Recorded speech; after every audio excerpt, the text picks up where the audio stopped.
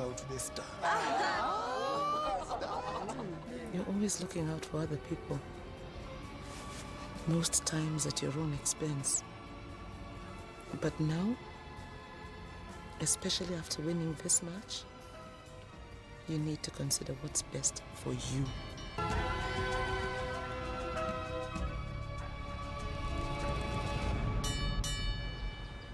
On the next episode of Ashoka. Keep this in mind, that it's not easy to crush Viramir's will. Go ahead and go tell that Chanakya.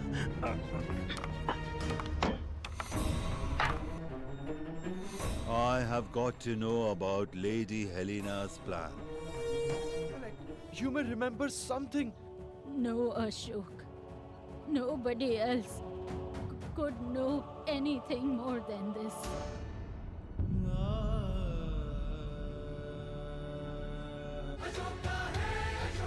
Is this just fantasy? Caught in a landslide.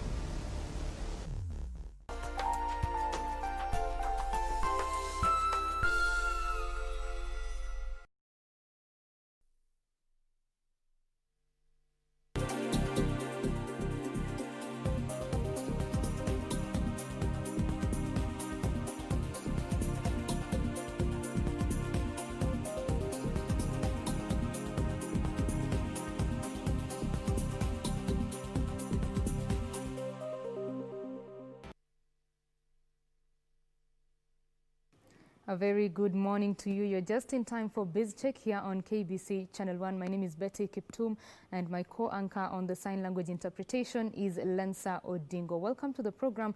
We are following up on quite a number of stories on the ground, and here is just a look at what that looks like.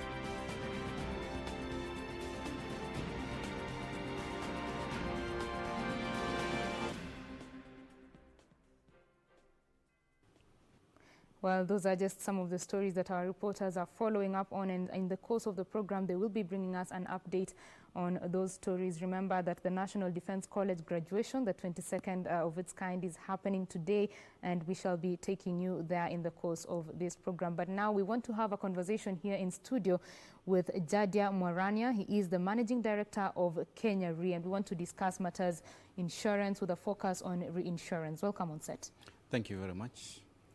Just to start us off, what is reinsurance? Many people just hear insurance, maybe they confuse it with that as well. What is it?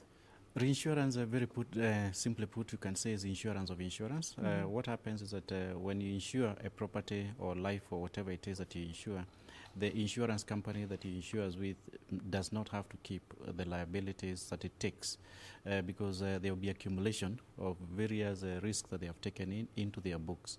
So normally they would like to transfer, or they need to transfer some of that liability into another in another vehicle, and that vehicle is reinsurance. So reinsurance actually is a mechanism of risk transfer or risk transmission from an insurance company into a reinsurance company, where the insurance company is basically uptaking risks which have been undertaken or accepted by a primary underwriter. All right. And how does that look now in locally in terms of Kenya?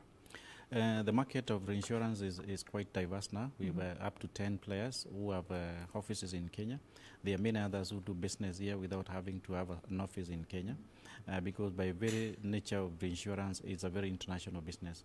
You cannot focus on one country. You have to focus on many different countries. So that is why we have many who can do business and go away.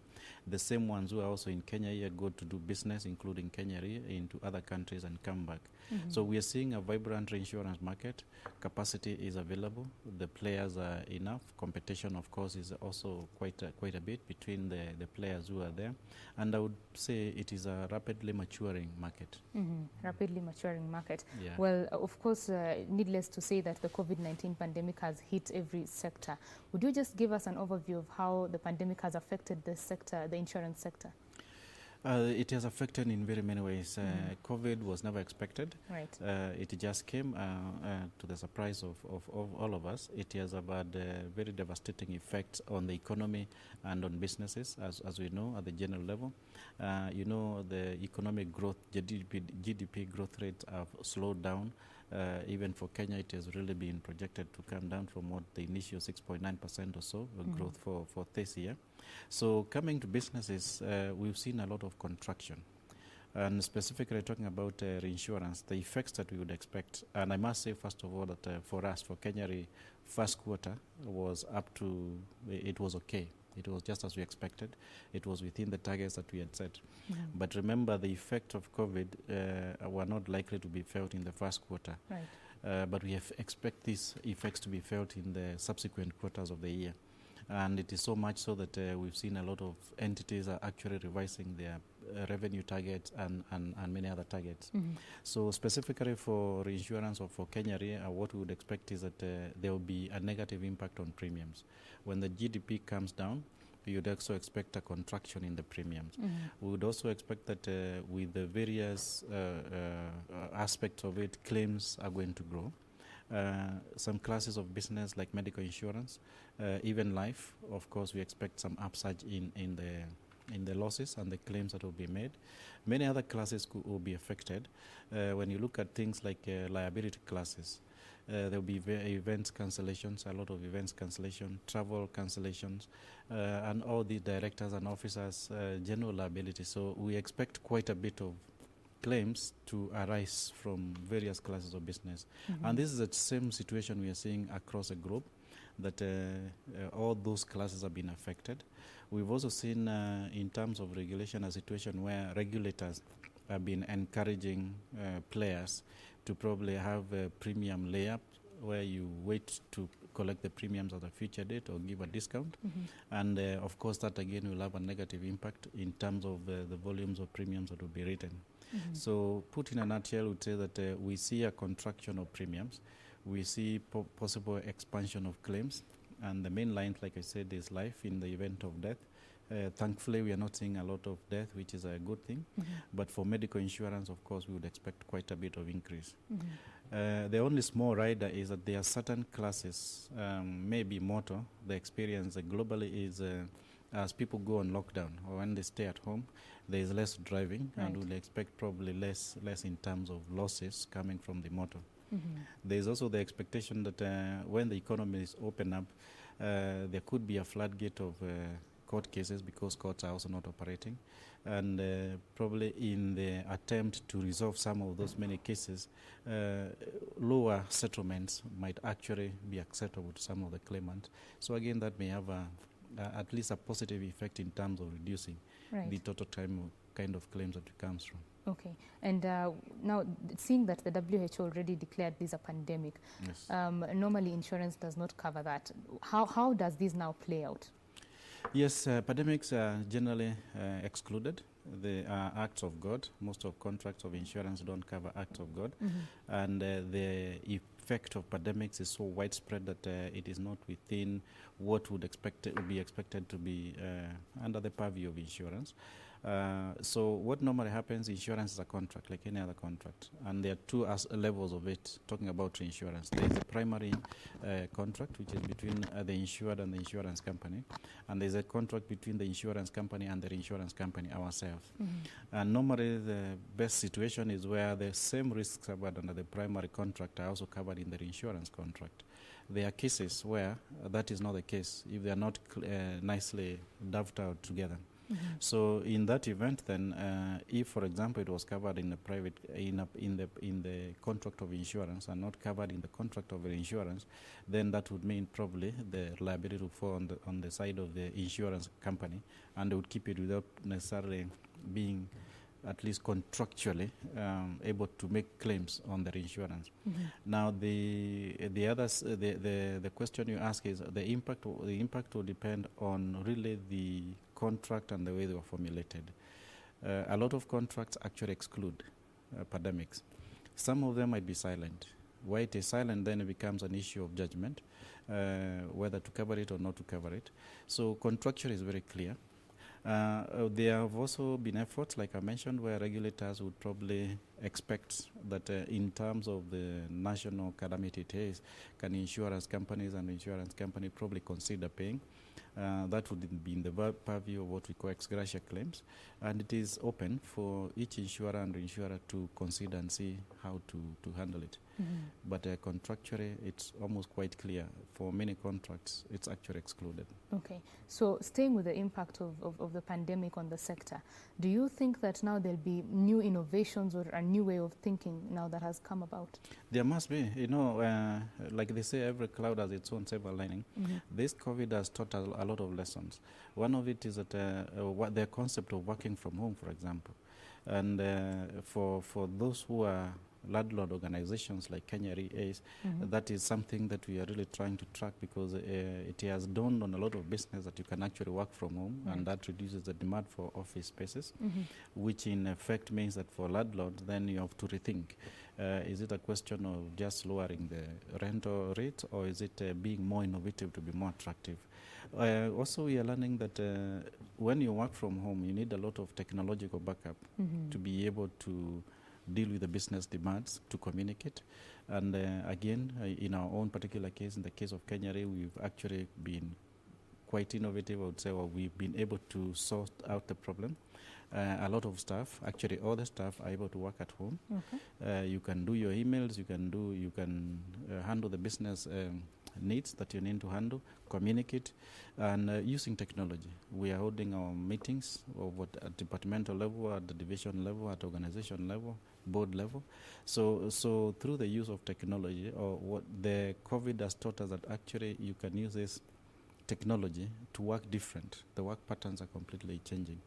And we think that even post-COVID, some of these lessons will still stick, and the work ethics are going to change.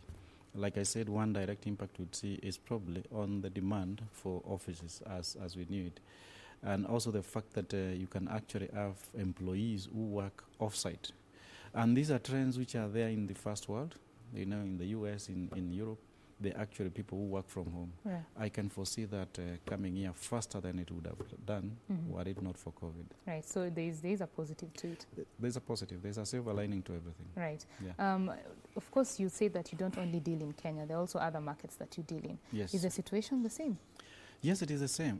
Globally, like I said, if you look at from even Europe and the US, across the world actually, the impacts are the same, because when your people economy is shut down, when your people staying at home, it means production or productivity in terms of GDP is affected across. When you have so many people hospitalized in New York, in Italy, of course that has a lot of impact in terms of medical expenses. And when people are again at home, GDP growth is getting ahead.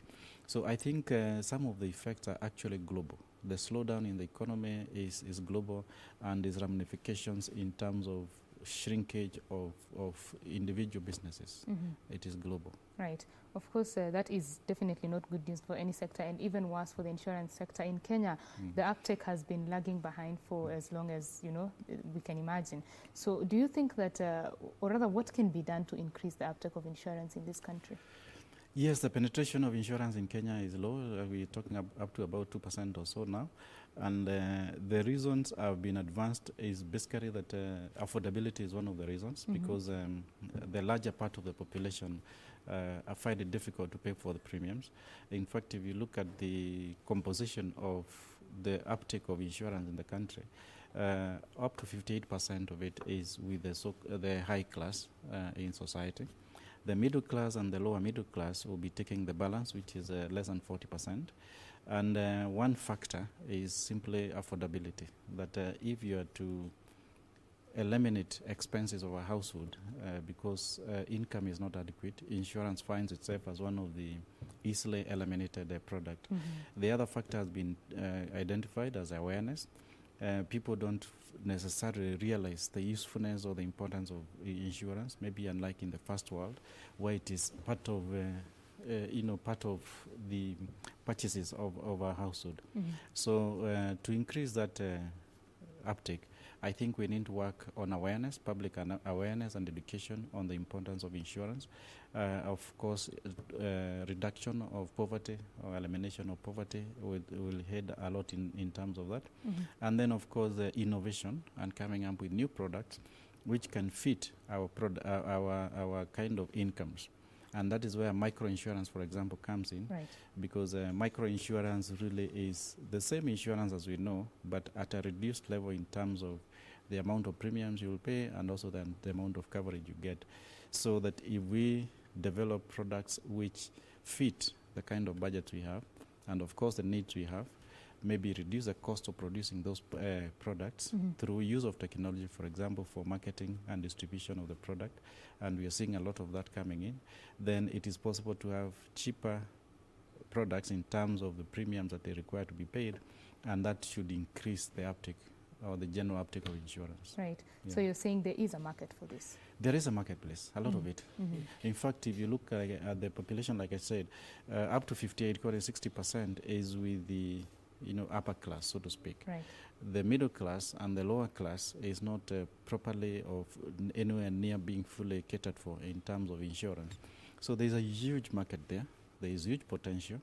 And that's why I was saying a bit of enhancement of income levels in that market would go a long way in increasing the uptake. Okay. But on the other side also, making available products that market segment, which is by far the biggest in terms of population, can afford. Right. And that's where technology comes in to offer a lot of leverage in terms of making it possible to offer the product at a lower cost, at a lower premium to the insured, and therefore increases the uptake. Okay. And don't forget that insurance operates on the law of large numbers, so the more you're able to bring into the insurance basket, the more you're actually able even to lower the premiums. Okay. Yeah. So, of course, to come up with these products that speak to this large market that you say exists, there needs to be a good understanding of this market. Do you think enough research has been done? Quite a bit has been done, but it's never enough. There's always, a market is a dynamic environment. Things are changing every day. What you knew yesterday, you don't necessarily think you can apply it here. Even what you pick from other markets, which we have access to, may not necessarily directly happen here. So some research has been done, but there's still a lot of research that needs to be done to come up with a product that addresses specific needs of a market which is dynamically changing. I think you need to continuously keep innovating and continuously doing research that would fuel that innovation. And you mentioned the advantage that technology offers in this sector. Of course, Kenya's population, most of it is tech savvy. And if you're targeting these people, have the insurance companies taken advantage of that tech savviness of the potential market? Yes and no. Yes, because we are all in the process of taking it up. Maybe we haven't taken up enough.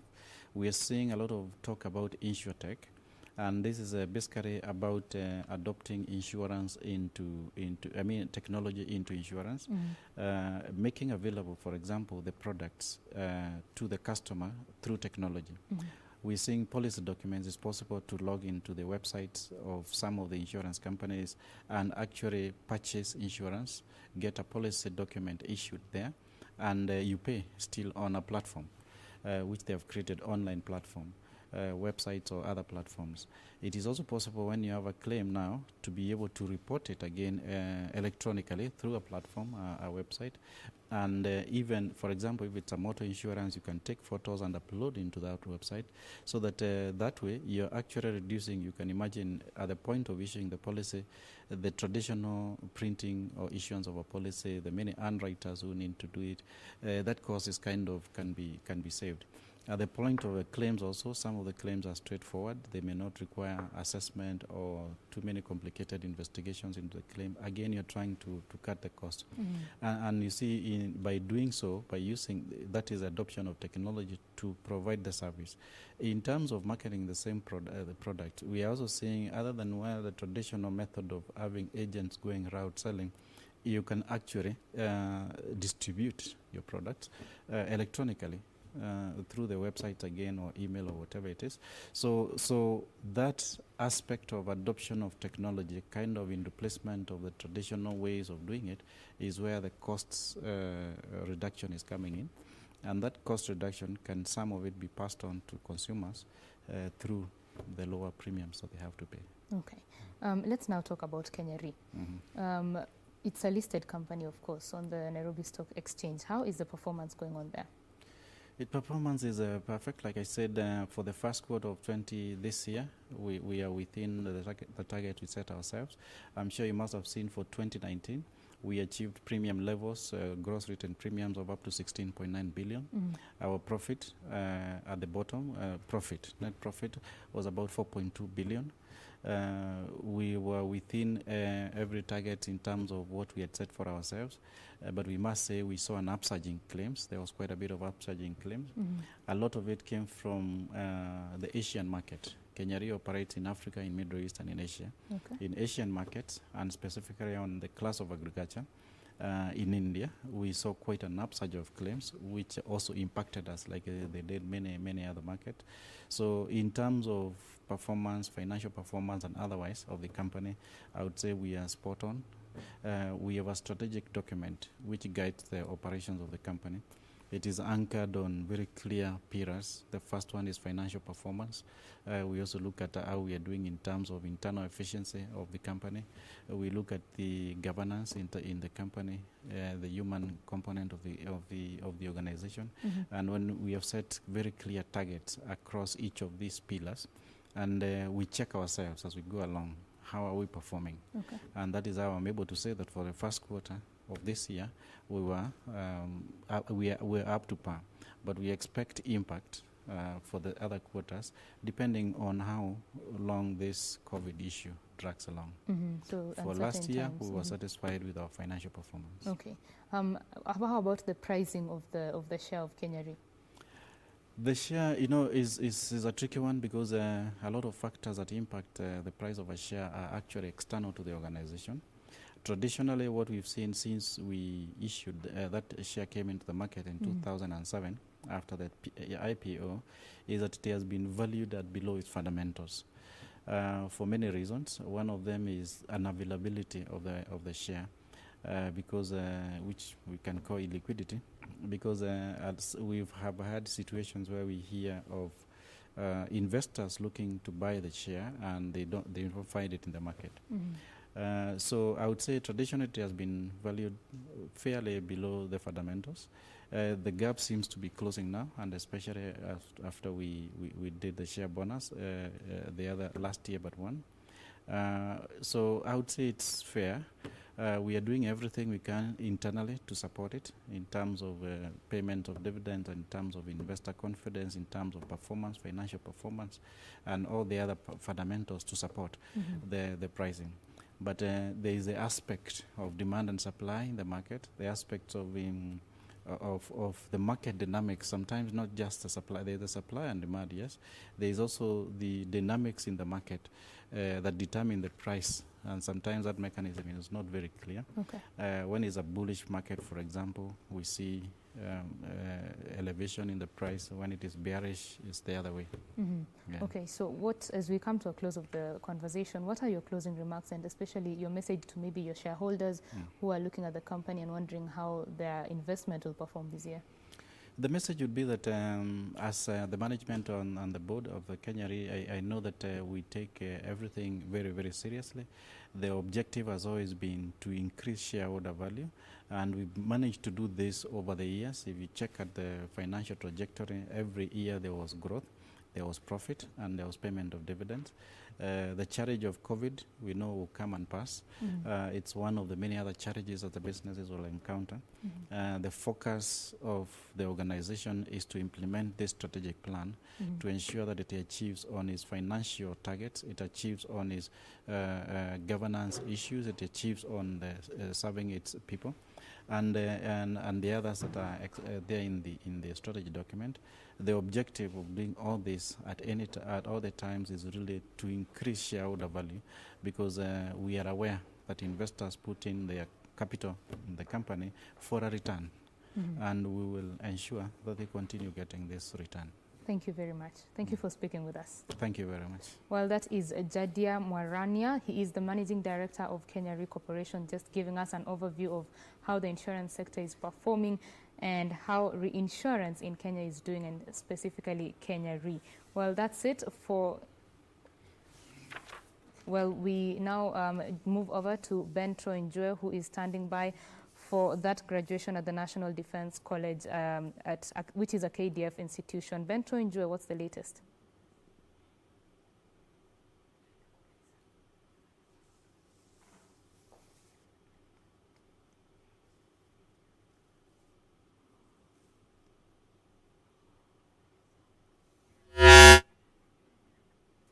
Well, we want to now speak to Ben Troinjue, who is at the National Defense College, where the 22nd graduation is going on.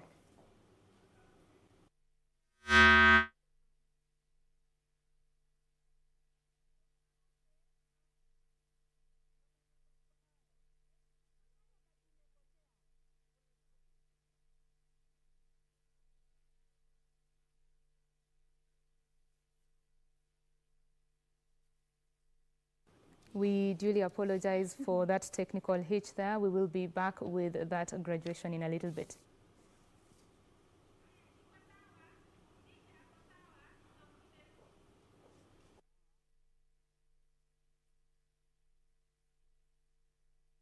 All the graduates here actually will later on assume other positions in their respective countries or respective ministries. Why am I saying their respective countries?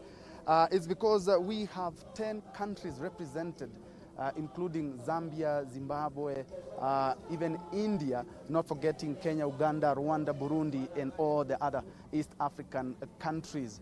Something to note is that they have been here for exactly 1 year, and their families, of course, have not been able to get in touch with them, of course, owing to the coronavirus pandemic. And something also worth noting is that even on their graduation day, their families cannot be celebrating with the graduates because of course, the coronavirus, and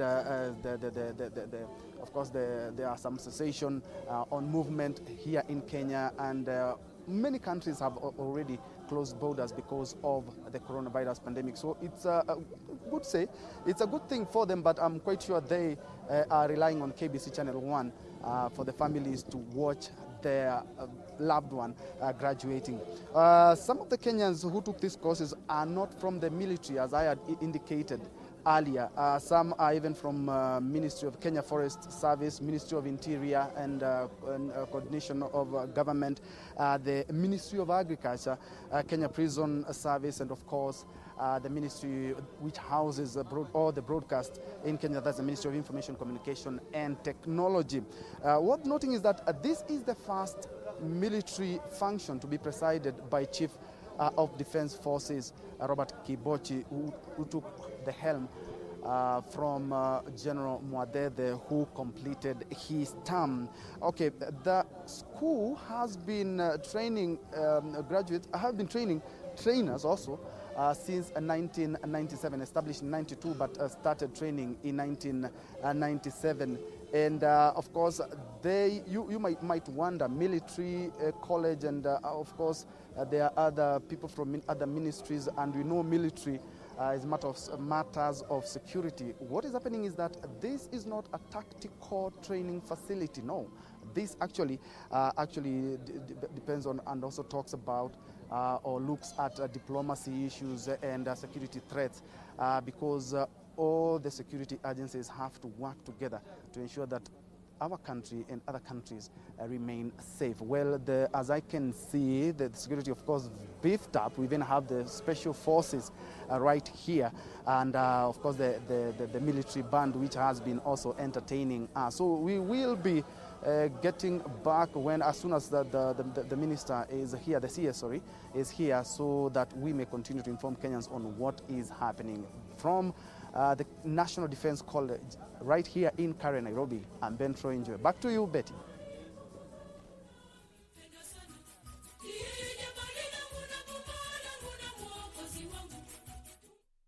That is having its 22nd graduation. Remember, that will be coming to us live. But now in studio, we want to have a conversation on matters food security. And we are with Rajan Shah. He is the Chief Executive Officer of Capwell Industries. Thank you for joining us. Thank you, Betty. You deal in the food industry, of course. What is the situation currently? Right. At the moment, I think, let me kind of probably unwrap what the situation of food security generally is, because I think we need to understand how the numbers work. Right.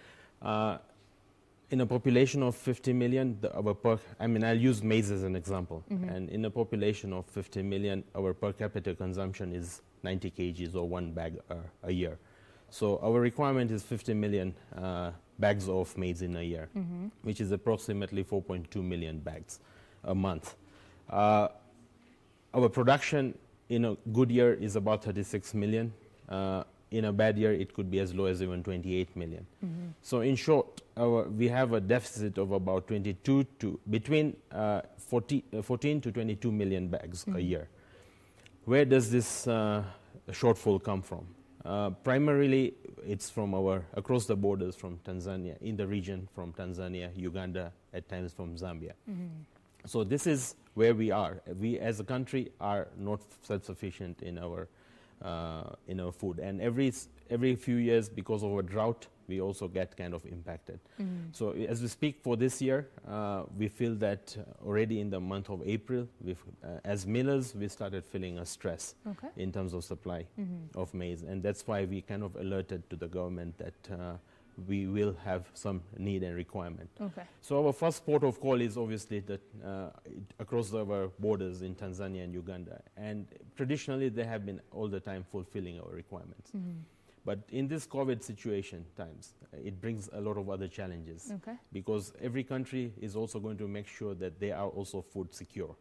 And unless we have the certainty that the shortfall in our country is going to be fed by our partner states in the EAC, which is Uganda and Tanzania, we need to look even beyond. And that's probably why the conversation you have been hearing about importation of maize. Right. Of course, the agriculture CS said that by mid-June thereabout, we will have imported about 4 million bags of maize. And you're saying that this now, the COVID-19 pandemic is going to offer a challenge to access this, yeah? Right. So, so there are two, as I said, two ports from where we bring in maize. One is actually from Tanzania and Uganda. Tanzania normally comes into harvest around July. And Uganda probably around the same time. And we have had adequate rain, so we expect that there will be a good crop in both those countries. But we need to be assured that those countries will be able to kind of fulfill our requirements. But beyond that, the CS had allowed importation beyond the partner states, and that's why the Gazette noticed to import GMO-free maize. And primarily the only source of non-GMO maize outside our EAC is Mexico right now. Even South Africa does not guarantee 100% GMO-free. It normally takes between about 60 days for a vessel to load from and arrive into Mombasa from a Mexican port. So that's the kind of lead time which is required. And as a result of that, the 4 million bags, I also need to kind of clarify. 2 million bags is white maize, which is for human consumption, and 2 million is for animal feed. So the one we are talking about for human consumption is 2 million. 2 million bags. And possibly the CS recently just did an amendment to the Gazette notice to prolong the importation window up to end of July. We hope that by that time we might be able to kind of see enough vessels to come in to fully on the 2 million bags. But in addition to that, this 2 million bags is, as you say, as I mentioned earlier, we consume 4.2 million bags a month. Right. So 2 million is only 2 weeks worth of consumption. So we need to really think before our next major harvest, which is going to probably come in September, October, we need to fill that gap. Right. And will the other maize that we are hoping to come from Uganda and Tanzania fill that gap? So that's the conversation. I think at the end of the day, as millers, we only need a security of supply of maize. It does not matter where it comes from, whether it comes from, but ideally speaking, we always prefer that it comes from within our borders and then across our borders before we go out and look for this maize beyond into far away a field as Mexico. Okay. Of course, the food chain has been disrupted by the pandemic, including the distribution channels that existed. Has this impacted business? Yes, very much so, Betty. In the sense that when this whole pandemic situation started, I think first of all the supply chains have been kind of very much curtailed. I'll probably give you examples where we are also importing raw materials from abroad. In the likes of maybe say if it's rice, it's from the Far Eastern. All those countries went into lockdown, and when they went into lockdown, there was an inability of the exporters there to even move the goods to the port. So that has had a negative impact in the medium term in terms of the supply of some of these raw materials. When we look at, again, I refer back to our partner states, we have seen that there are also challenges across the border. As we accept maize from Tanzania, we have to also go through the border points where health checks are done. So the supply chains also there are bottlenecks which are obviously created, but we do need to ensure that when we bring in this maize, the people that are also free from the virus so that it doesn't start contracting our people here in Kenya. So I think what the governments are doing is very commendable. That first we need to ensure that the safety, the people's safety is taken care of. But at the end of the day, it has slowed down supply chains. We have seen how even the borders in Uganda, we have seen long queues of trucks not being able to because of the challenges of testing. Okay. Yes. And the CS, Munya said that the food that is currently in the reserves is not fit for human consumption because of the aflatoxin that is. So that means there is food that has been produced, it is in the reserves but cannot be consumed by humans. So what happens to, or rather how can we go around the issue of post-harvest losses all the way from the farm to now the storage bit? I think this is the big elephant in the room, as we say. A lot of times we talk about the quantity we produce, but we forget about the quality, and this is where it hits hard, that our post-harvest losses is what depletes the income of the farmers. In the past, if you remember, Betty, we used to have farm extension services which were provided, and farmers would be guided on how to grow, what to grow, what kind of fertilizers to use, when to apply, and that would also have an effect on the yields of the crop, and also on and then subsequently into the post-harvest, how they should store their maize so that it doesn't deteriorate and have these impacts of what we recently see phenomenon of aflatoxins. So all these are requirements and learnings that need to be kind of built into through government initiatives, even private initiatives, to ensure that farmers are actually able to kind of produce the right quantities and the right quality.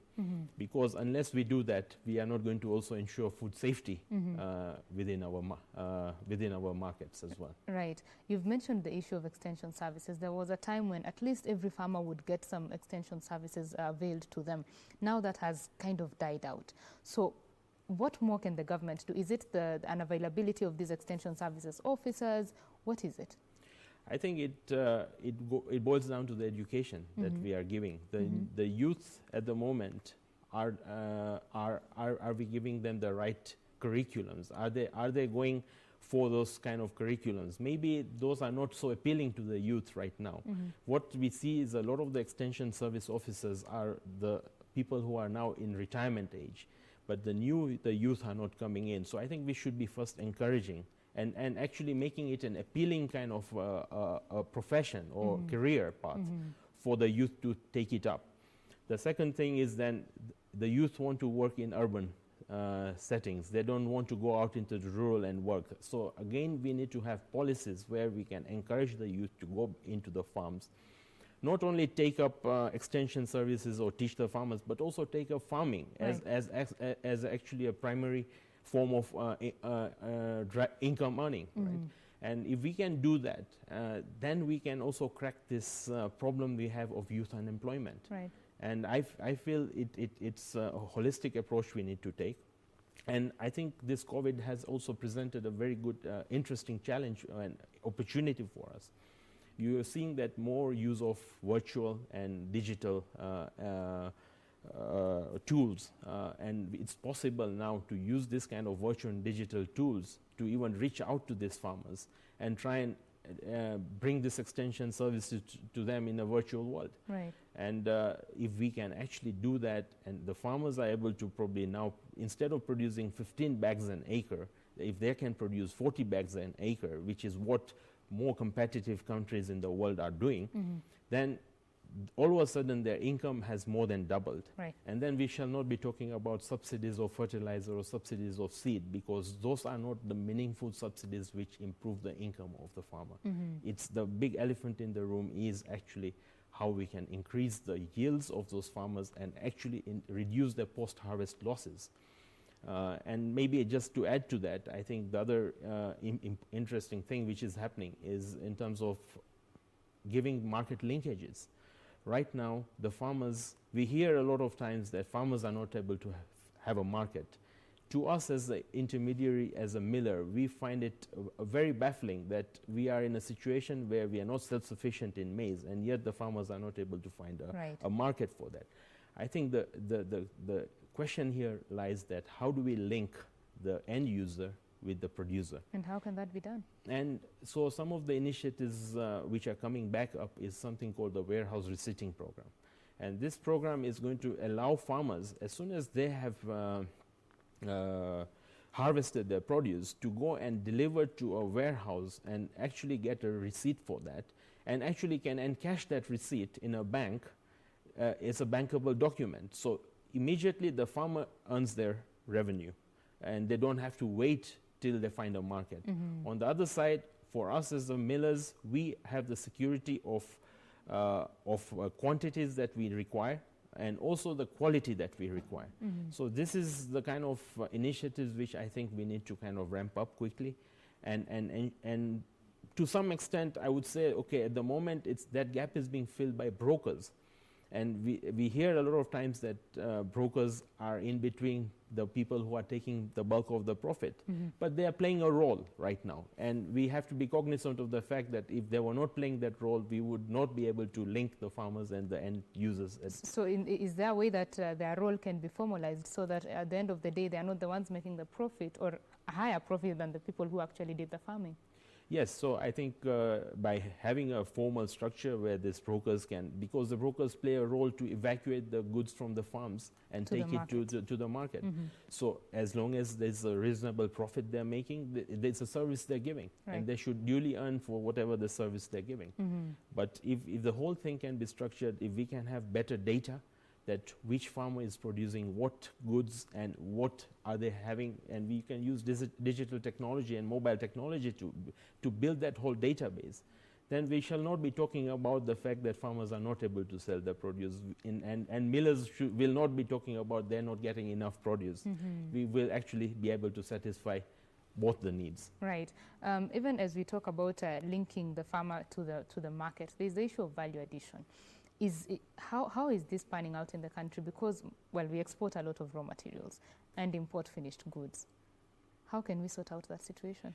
A very good question, and I am part of a task force in Kenya Association of Manufacturers, where we've been actually being asked by the president to look into the tea value addition. I'll use tea as an example, because that's a very interesting example. 97% of the tea that we export is in raw form. Only 3% is what we value add. If you compare that with what Sri Lanka does, Sri Lanka actually value adds 60% of its tea and only exports 40%. They get more than double in terms of revenue because of the value addition, in addition to the job creation in the country. And if you've seen the recent development in regulations in the tea industry, this is in line with what we recommended, that we should be doing more value addition of our tea here and then be exporting that tea in a value-added form. So in the same way, if you look at every other value chain, whether it's a potato value chain, tomato value chain, you look at in agriculture, wheat value chain, maize, there's always potential to do more value addition here.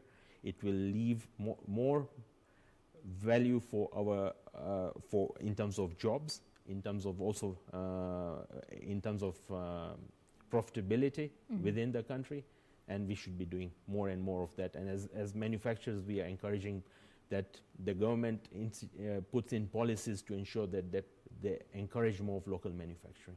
Encouraging local manufacturing. Yes. Now, let me ask a question that maybe some will find a bit political.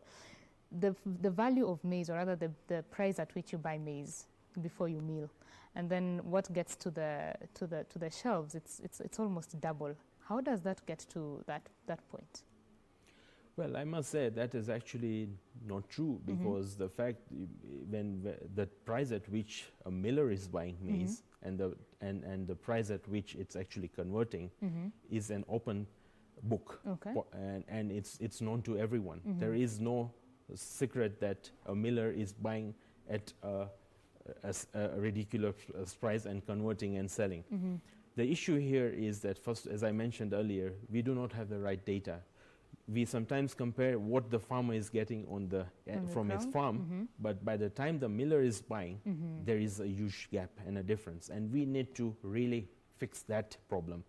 Because as millers, we are also controlled by regulations, and we are controlled, and it's in this day and age with all this information, everyone knows what price a miller is purchasing its maize at, and everyone knows what are the conversion rates to convert that into flour. So the issue here, and probably I think the bigger discussion is, why is it costing a farmer 3,400 or 3,600 for a bag of maize, when a farmer in maybe South Africa or Mexico can produce at 1,800, literally half the price? If we can have a discussion around that, then we will be able to fulfill two problems. We'll be able to kind of make sure that the farmer gets its rightful earned revenues. On the other side, the consumer does not pay through their nose, and the food becomes more affordable. The miller is only an intermediary in between, and they are just going to convert at a certain cost and pass it on. Right, but even as you do the milling, that is in the manufacturing sector now, there are challenges, of course, that you face there. Could you just take us through that? So, as I said, one of the first challenges, or primary challenge I see right now, is the food safety. We are not able to secure good quality, aflatoxin-free maize, and that, if you ask me, is our number one challenge. This is something that we are now working with the government. We have actually formed a committee sitting through the Ministry of Industry, and we are trying to get in all industry players together to ensure that we have food security starts from the farm. That does not start from the mill. So we need to ensure that from the farm, the farmers are using the right practices. They're also bringing using in this aflatoxin scenario that they have this what's called AflaSafe. We have to also test that and see whether that can also at a farm level reduce the levels of aflatoxin and ensure that what crosses our borders is all safe food. So the idea here is that if once it crosses our borders, then that food will find its way into the food chain.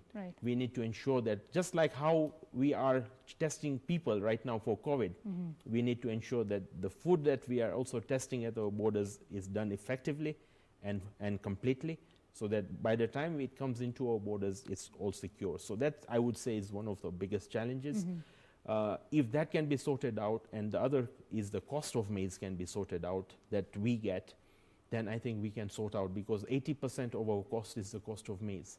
We can talk about electricity, we can talk about labor, but those do not represent our major cost. We do not ask government to reduce the power cost in our industry, because that will have little impact.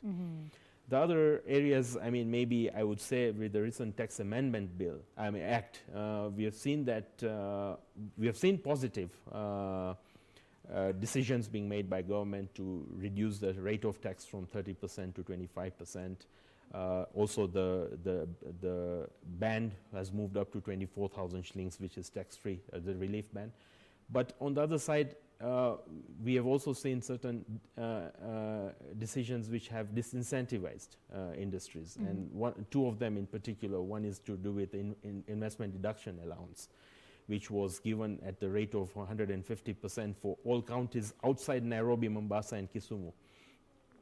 That was an incentive so that industries could move into under the devolution agenda into those other counties, and it was actually working very well. That has been removed in the new Tax Amendment Act. The other one is that introduction of a VAT on machinery.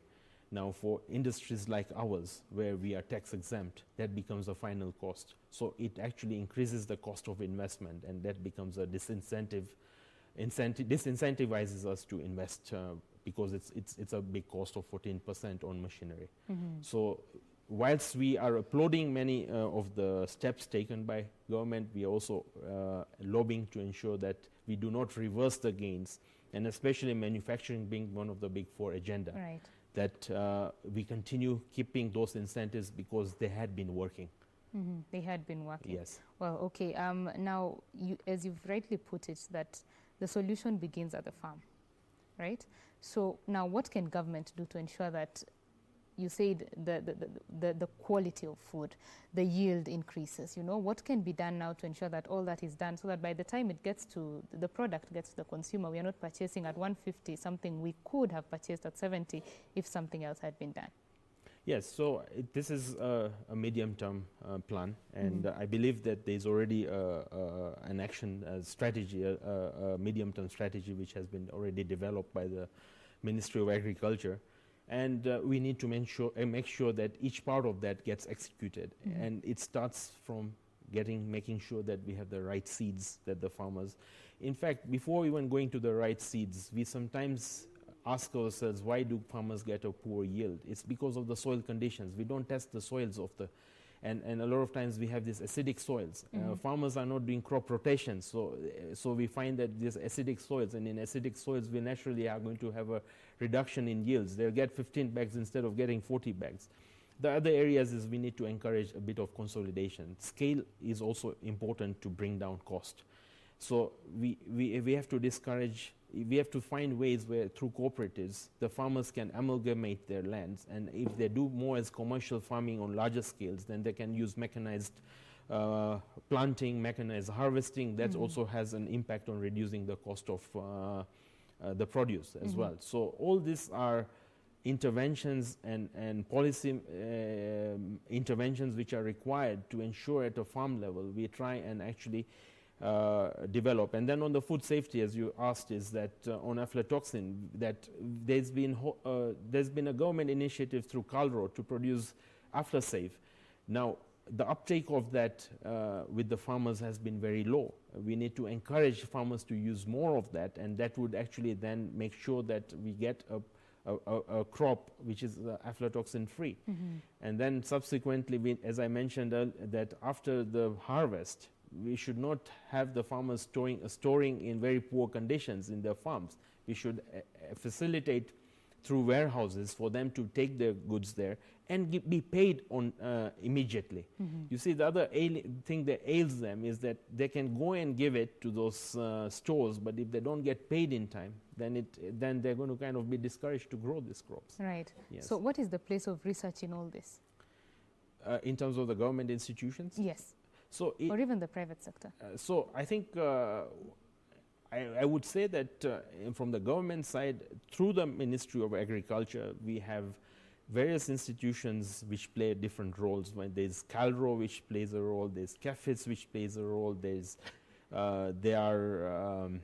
So all these are research. Cambry, which plays a role. So these are research institutions which are all playing their roles. What we need is to connect the dots and put them all in one room and work in harmony.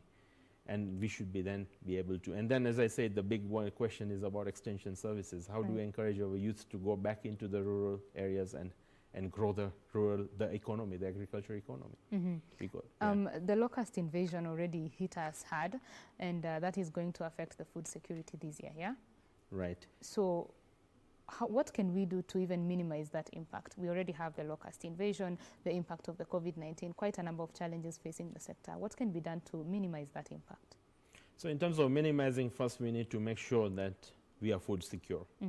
We need to have the right data to ensure that the impact of all this locust invasion, how much have that destroyed our crop.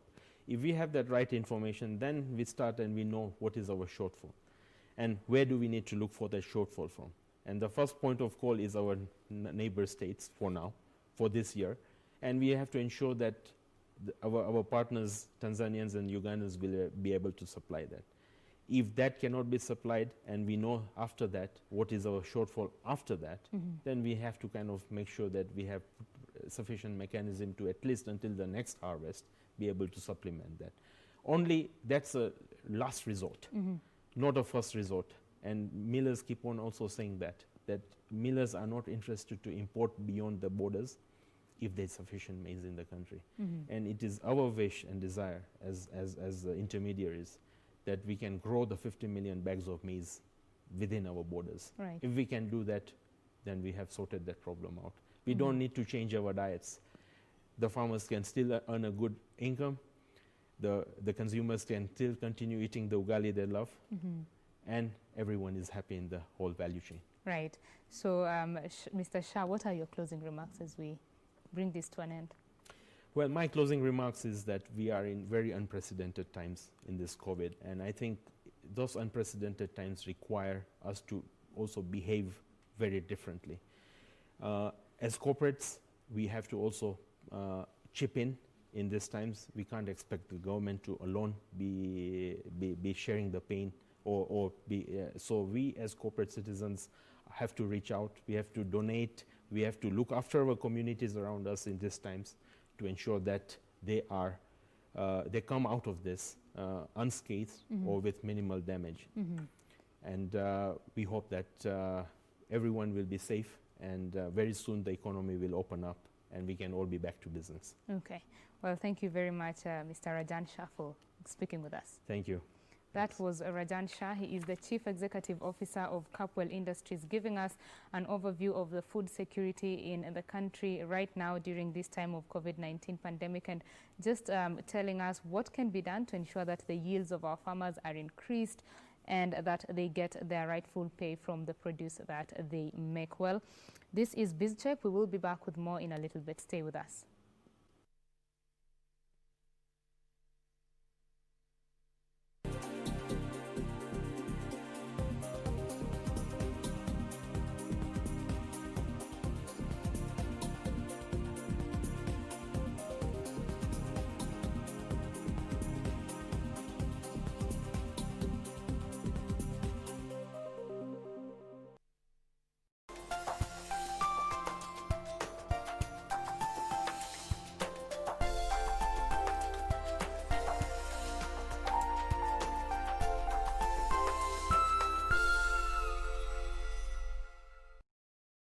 Je, ungependa kujua jinsi ninavyojizuia kuambukizwa au kuambukizana virusi vya korona? Ni rahisi.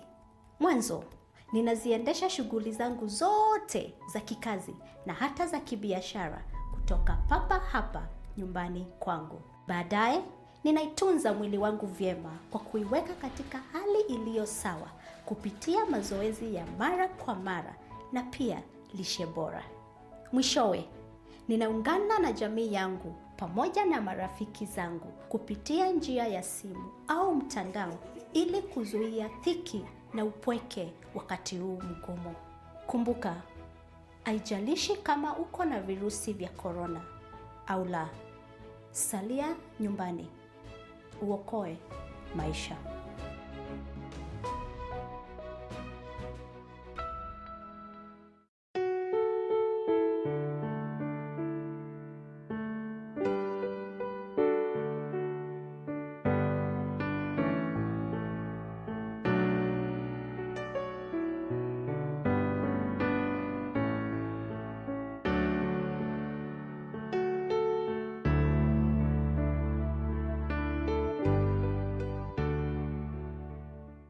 next on. Usiache mbachao kwa msala upitao. Sasa mbachao na msala ndio upi hapa? Mnajua umenielewa barabara kabisa. Huko. Jamani Masudi, tena huna aibu ukisema hilo kabisa. Kumbuka, leo ni mwenzako, kesho wewe. Mwambie Aisha. Mwambie haswa Masudi hakuna mtu atakaye kufungiwa katika kituo cha polisi na kuambia. Mombasani mna vituko huko. Mombasani mna vituko. Mombasa kuna vituko. Nzomo ana vituko. Nifanye nini huyu Nzomo jamani? Nifanye nini? Tujali kazi zenu Oh, by the way, mdosa kama bado yuko, but naona ni kama mmepitana naye hapa hivi ukikuta. Safi. Alafu sasa unaniachaje? Hivyo tu umesimama. Job mimi nakuka hypertonic, unasikia Sitakaliagwa na bibi na ukuja unikaliage. Dad. Wewe na Wafaulu, mimi siwaonagi pamoja. Hata juzi walikuwa wamekujaga hapa na Chris nikaulizaga kwani ile Wafaulu wako wapi? Mkosti mwenyewe? Kijana wangu. Namna gani? Poa sana. Umemwelewa mtutembelee. Unajua ni kwa nini Kisaka tuko naye hapa miaka hiyo yote? Loyalty. This weekend on KBC Channel 1. Osakaya, arrange the one with the flowers. Let real men make money. You shall get your time. Madam Kamene, please keep your sweetheart company there. So, you think putting a flower on top of his desk is going to sort your issues, eh? Yes, of course. Why not? I saw it in a movie that when you want to apologize to your loved one, you buy them a flower, and it is very cute and romantic. Young man, confirm your opinion and your comments to yourself. I refuse to let myself accept that we will lose today. Stop nagging me. But if you continue like this, I'm going to swap seats. Okay? I'll get somebody else to sit here. Classmates, every Saturday on KBC. We, umeingiaje kwa hii jikoni? Wewe achana bwana, wewe ujui tulitokea wapi? Acha hata wewe toka hapa. Wacha upuzi yako hiyo. Toka nje bwana. Hii jikoni niko hapa ndani. Na nitakaa hapa and make decision. Wacha maneno yako bwana, toka nje bwana. Wewe unajua tulijenga hapa watu wawili jikoni. Kupata sitoki jikoni, bonyeza *811 *818 hash. Bonyeza *811 *818 hash. Wewe wacha zako bwana. On the next episode of Ashoka. Keep this in mind that it's not easy to crush Viramir's will. Go ahead and go tell that Chanakya.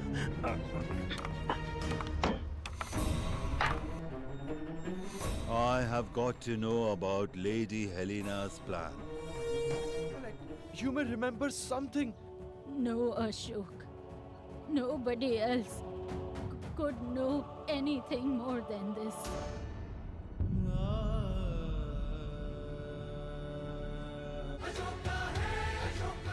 This Thursday on KBC Channel 1. Unafikiria ni nini unafanya? Nilikuwa nataka attention yako. It's not my position to judge, but you should have come to Angela's party. What for? To watch those two together. I know you know what I'm talking about. For a program that is objective and offers answers to matters economic, security, social, political, food, infrastructure, and setting the agenda. Join us for Charging Currents.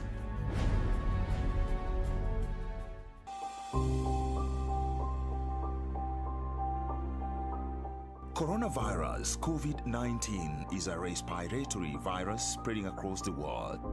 The infection is spread from droplets of coughing and sneezing of an infected person, touching or shaking hands, or being in contact with contaminated surfaces or objects with the virus. The signs and symptoms are fever, coughing, headache, body ache, difficulty in breathing.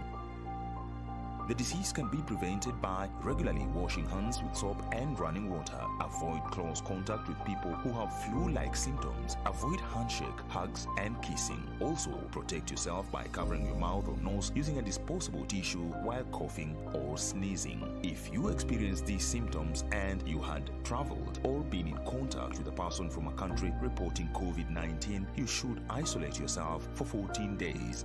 Dial *719# or call 719. This message has been brought to you by the Government of Kenya and its partners.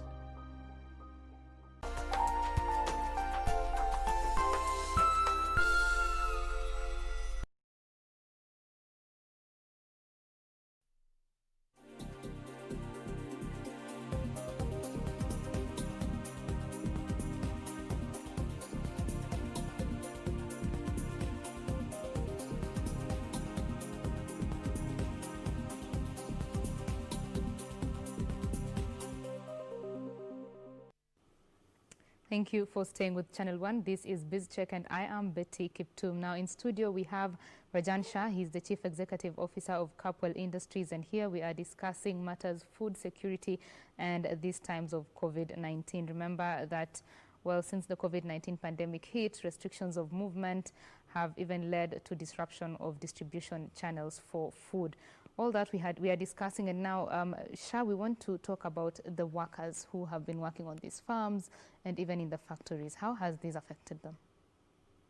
Right. So when this announcement came of, I would say, the lockdown, it also set us to start kind of thinking of many aspects within the company. So it brought some operational challenges. First, let me talk about the factory, and then I'll go to the farm. Right. We have to now ensure that the safety of our workers is paramount, and we need to ensure that we are doing the right checking, monitoring of their temperatures when they come into the factory. They're actually washing their hands. They're also sanitizing. They're keeping the social distances. Where we find any areas of concern, that we are able to isolate them quickly, and also ensure that when they go back to their homes, that they are also maintaining the hygiene. And these are, I would say, initial challenges, but we overcame them. As a company, we quickly set up a COVID emergency response team, and led by myself and then all the senior leaders in the company. And we started kind of putting in place many of these intervention mechanisms. And that has ensured that we try to keep our workers safe and they don't get into any trouble as far as COVID is concerned. Going backwards, we also get supplies from our through the logistics channel, maize supplies, or we have to deliver our products. So we ensure that our drivers are all well protected. We give them the right PPEs. We ensure that we fumigate our vehicles, distribution vehicles, so that actually when they are, so that they don't get into any danger. And on the side of the supply chain, the drivers who come to deliver to, we also do the same monitoring that we do to our employees. So where we find that there are issues, then we would actually take them up with the local health authorities. When it comes to the farms, we are also going to require to do the same social distancing and hygiene, personal hygiene at the farm level. And as much as a company, we do not play a direct role there, but I think it's been encouraging that the government has been passing and communicating that message across nationally, that what is essential and required to be done by every citizen of this country. But it's also going to bring challenges that sometimes as a result of when you social distance, then you might not be very efficient. And this is what brings me to my earlier comment, that COVID is going to bring new innovations of how we are going to do work, how we are going to work, and how we are going to become more efficient. And in the process, hopefully, as we become more efficient, we are able to kind of be able to deliver a lower priced product, a better quality product to the market. Right. Of course, yesterday the Interior CS, as well as even the Health Cabinet Secretary, they both said that it is now moving from a government responsibility to a shared responsibility. And Matiang'i was very specific to corporates, the role of corporates in terms of right now ensuring that the containment measures are successful, as well as even in the future preparing for a world with COVID-19. What will that change even in the factories? Because there are normally many people working in, at a specific time. What will that change? So if I look at our factories, and I use that as an example, yes, this is now what's going to be the low-touch economy, as it's called. And in that, we have to maintain many of these things. We have to ensure that people are not aggregating. So some of the interventions we have already started taking at our loading areas. We are now we are starting to mechanize, and through mechanization we are ensuring that people are not all gathering together at the time of loading. When at the staff canteens, we have already started expanding our staff canteens so that there is at least a 1.5 meter distance between people as they are actually having their meals. And in our offices, we now have spaced out, and where possible, the common phenomenon known as work from home, we are evaluating. I must admit that we have not yet kind of got there, but because of the nature of our business. Right. But we will start looking at roles which can be actually effectively done from home as well. And as a result of that, we can have a kind of a system of a shift that, and this is what banks are doing right now, that they have broken down into 2 groups, and they come so that you don't gather too many people in an office at any one point in time. So these are some of the interventions we have already. I mean, immediately when this whole pandemic came, we are giving out soap to our workers to take home so that they actually maintain hygiene at home. Right.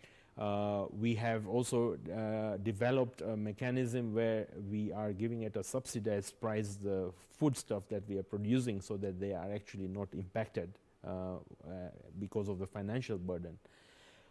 We have not laid any employee off in the company. In fact, as a company, we have shown empathy to that, and it's not because of their fault that we are in the situation we are.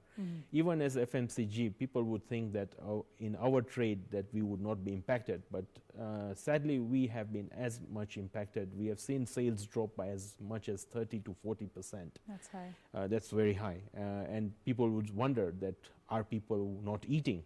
But the sad reality is that people are uncertain about their future income. They are trying to conserve and save money, and in the process of saving, they're also saving on the basic essentials and foodstuff as well. So that's also the ripple down effect of that. You're also seeing that there's less footfall in the retail sector. You see in the supermarkets, during this lockdown period, many of the supermarkets have been heavily suffering, especially in the CBD, where there has been no people or very little of movement, and that has had an impact also on just the general trade as well. Right, of course, yes. that's interesting, because when the first case was announced, there was some panic shopping that occurred, and people were trying to hoard some materials. Then now that died down. Correct. Yeah, that died down, and as you're saying, that retailers are now suffering the brunt as well, yeah? Absolutely, absolutely, and as a result of that, we are seeing that they are also not able to kind of roll their stocks, and the liquidity gets tighter and tighter. So I think it has had an impact across the whole value chain. I mean, if you look at certain industries, they have probably had a much worse impact than probably us. If you look at the hospitality industry, it's almost ground to a halt.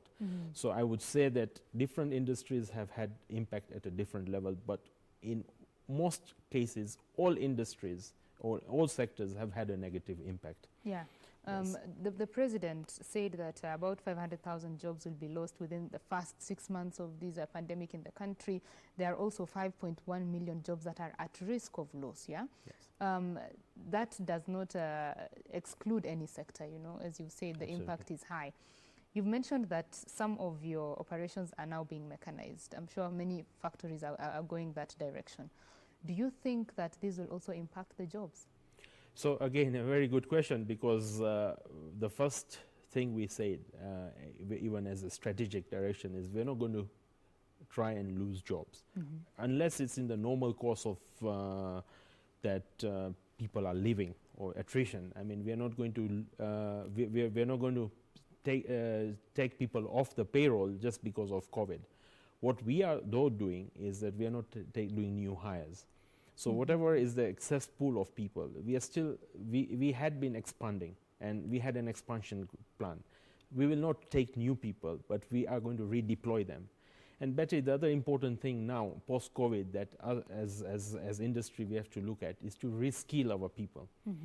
Before, they might have been doing certain jobs because those are the skill sets required. Post-COVID, the skill sets will be very different. We have already embarked on online virtual training programs for our employees, and they have to actually get onto these courses at the cost of the company, so that they start reskilling themselves, so that they can be able to do more than what they were doing before. I think that's a very important point, because beyond this the pandemic, across the sectors, many people will have to relook at the skills that they have vis-a-vis the skills that are needed in the field. Maintaining the conversation on that issue of job losses, many people have said that mechanization, both in factories or even on the farms, will lead to job losses. There has been an argument that mechanization in itself will increase jobs because of the opportunities that are created. What do you think? I absolutely would agree with that. I think there's always been that fear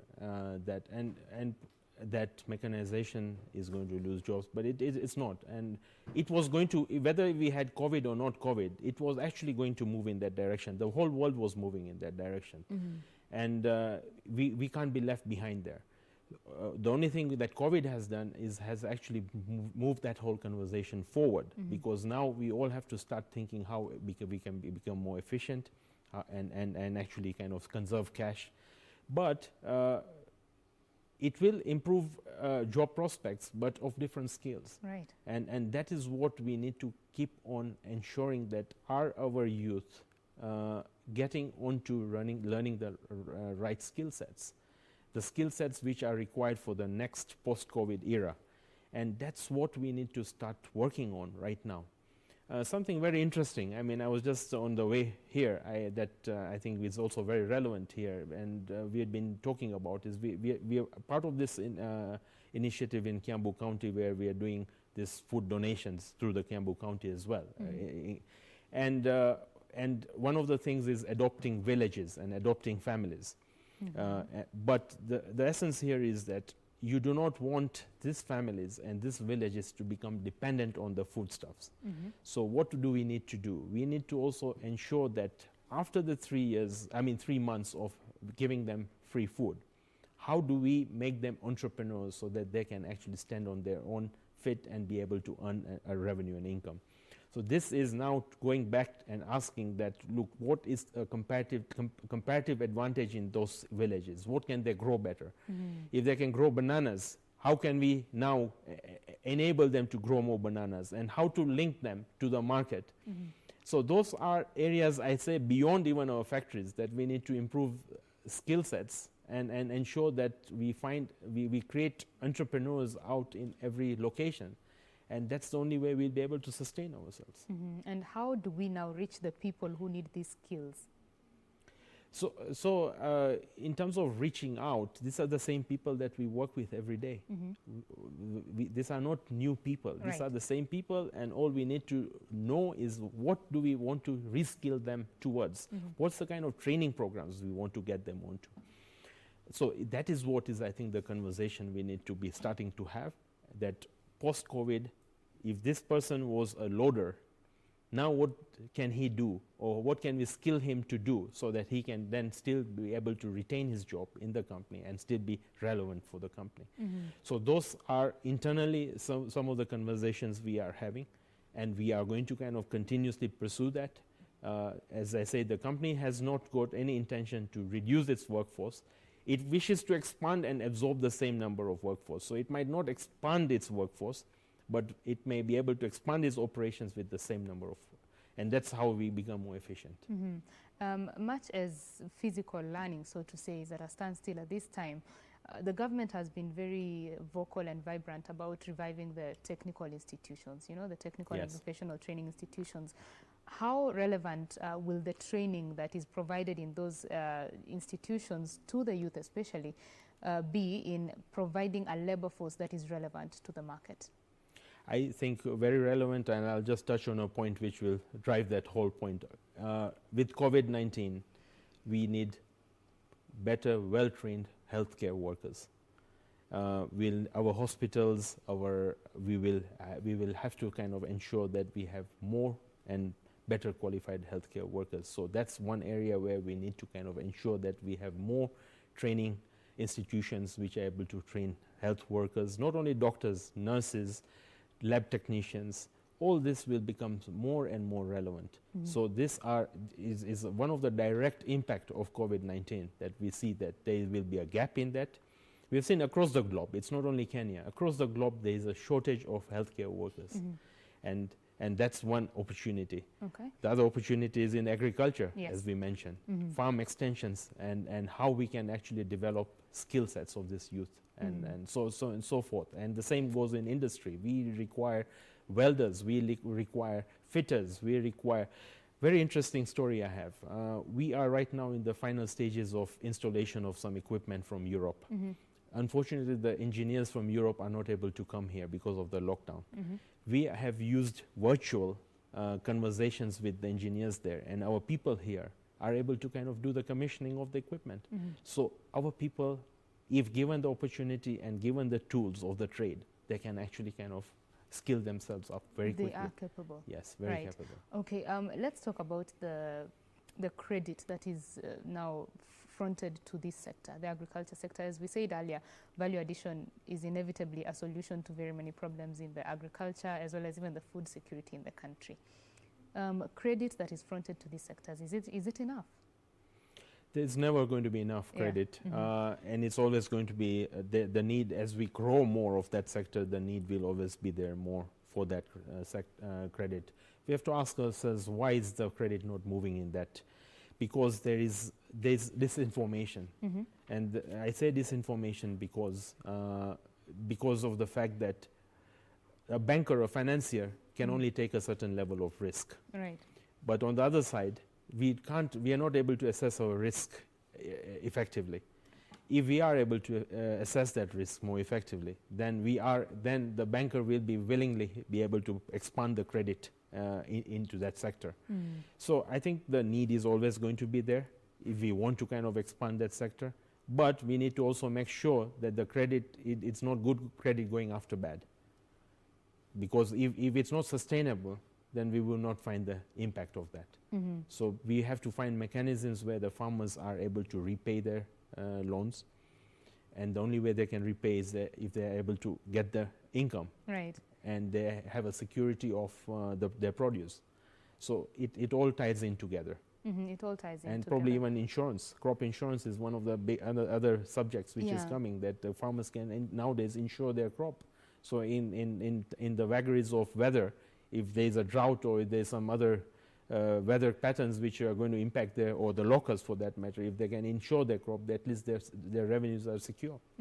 Financial institutions, as you've rightly said, Yes. often say that the agriculture sector is a high-risk sector. There are some economies or the countries that have managed to ensure that credit is available, the risk is well, graded, and they can get the credit they need. What goes into this process of ensuring that the risk that you're fronting to the financial institution is actually the right one? So the easiest way to reduce that level of risk is if the financier is assured that once a farmer produces the goods, he has a market for that. So if there's a way that we can have a three-way relationship where the purchaser, the off-taker, is connected to the farmer, then it's a no-brainer for the financier to invest to finance that. All So right. that's the linkages we need to make sure that we connect those dots. All right. Well, thank you very much, Rajan, for speaking with us this morning. Thank you. That was Rajan Shah. He's the Chief Executive Officer of Capwell Industries, and we've been discussing matters food security. We now want to hand you over to that graduation that is happening at the Defence Institution College, Defence Forces College. That is the 22nd graduation. Let's head there.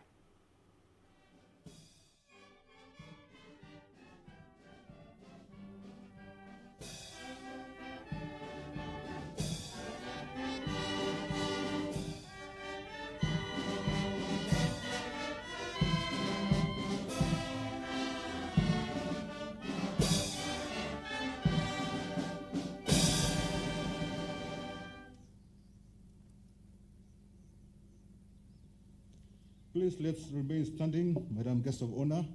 We will be having a prayer session led by our clergy. We shall start with the Muslim led by Captain Imam Isaac, followed by the Roman Catholic led by Major Father Karanja, and last, Protestant led by Lieutenant Colonel Reverend Toh. Let me now invite the clergy to come forward and lead us in prayers. Distinguished guests, you may remove your headdress for prayers, please.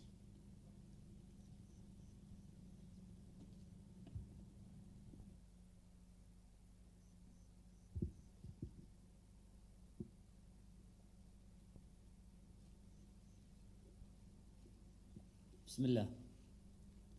In the name of Allah, the Beneficent, the Merciful, praise be to Allah, Lord of the worlds, most gracious, most merciful, Master of the Day of Judgment. You alone we worship, and you alone we ask for help. Guide us to the straight path, the path of those whom you have bestowed your grace upon them, not the path of those who possessed your anger, nor the path of those who went astray. O Allah, we thank you for bringing us this far.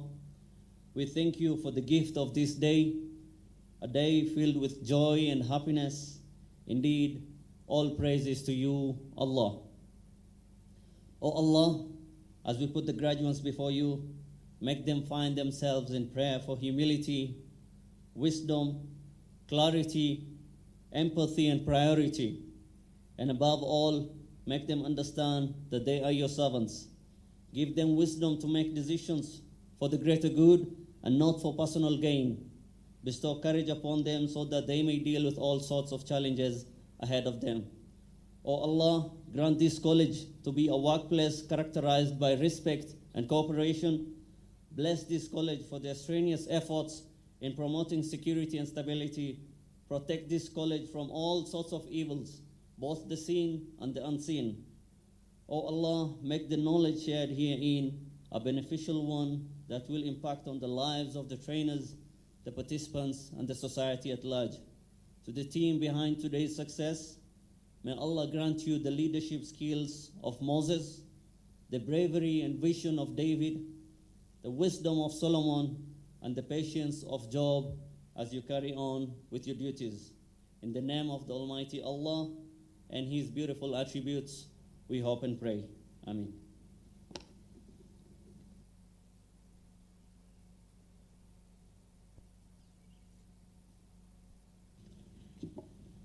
God our Father, in you we live and move and have our being.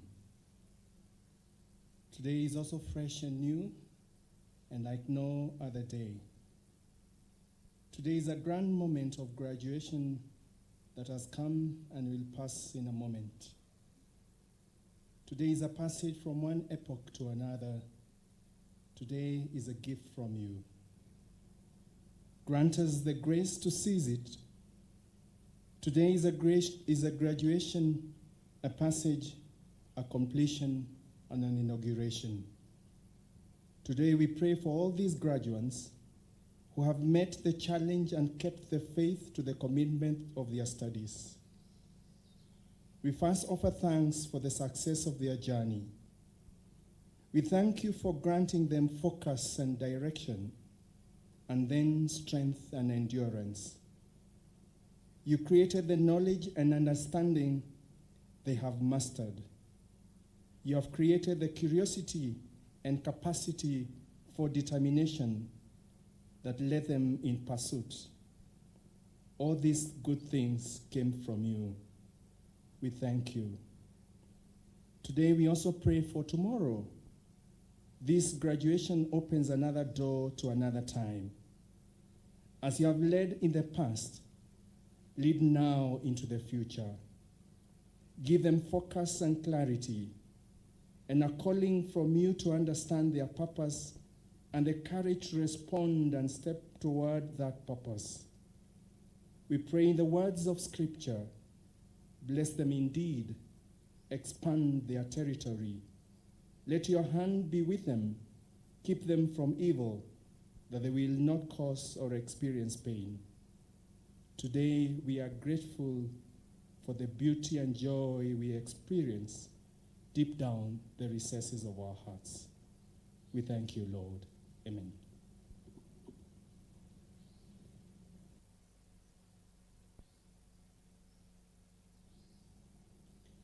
Lord, as we celebrate the splendor of this graduation ceremony, we remember all those who have been a source of strength and encouragement to the graduates in the course of training. Heavenly Father, as we thank you for support received by the graduates from their families, we also pray for the families of the trainers, that you uphold them by your love and mercy. Lord God, we remember the members of the Allied Forces who have been away from their families during the period of training. Grant them the joy that comes from reuniting with their loved ones. And we also pray that you accord them journey mercies as they travel back home. Gracious Lord, we thank you for the families of the Kenya Defense Forces and the civil administration as we pray for your protection to our families from any dangers, including the COVID-19 pandemic. Lord God, grant that the families of the graduates in our KDF and the civil administration also find reason to celebrate this milestone occasioned by this graduation ceremony. I pray in the name of God, Father, Son, and Holy Spirit. Amen.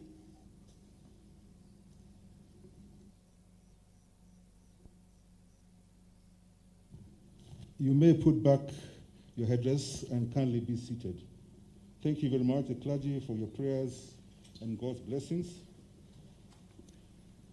Madam Cabinet Secretary, Minister of Defense, distinguished guests, participants of course number 22 of the year 2019 and 2020, guests, ladies and gentlemen, may I take this opportunity to recognize the presence of the Cabinet Secretary, Minister of Defense, Ambassador Dr. Monica Juma, the Chief of Defense Forces of Kenya, General Robert Kibochi, the Vice Chief of Defense Forces, General Mugalu, the Principal Secretary, Ministry of Defense, Dr. Ibrahim Mohammed, Commander Kenya Army, Lieutenant General Walter Raria, the Commander Kenya Air Force, Major General Francis Ogola, Commander Kenya Navy, Major General Jimson Mutai, the Inspector General, National Police Service, Mr. Hilary Mujembai, members of the College Advisory Board, the members of the Diplomatic Corps, serving and retired general officers present, the Deputy Vice Chancellors of universities and resource persons, members of the Fourth Estate. We have the TV live streaming right now. We sincerely appreciate your presence here today. Madam Guest of Honor, we shall now have some entertainment interludes, starting with a song track played back by the Moi Air Base SDA Church Choir. Being the new normal, the choir will not be here, but we'll play that track, followed by a poem by Sergeant Emodo.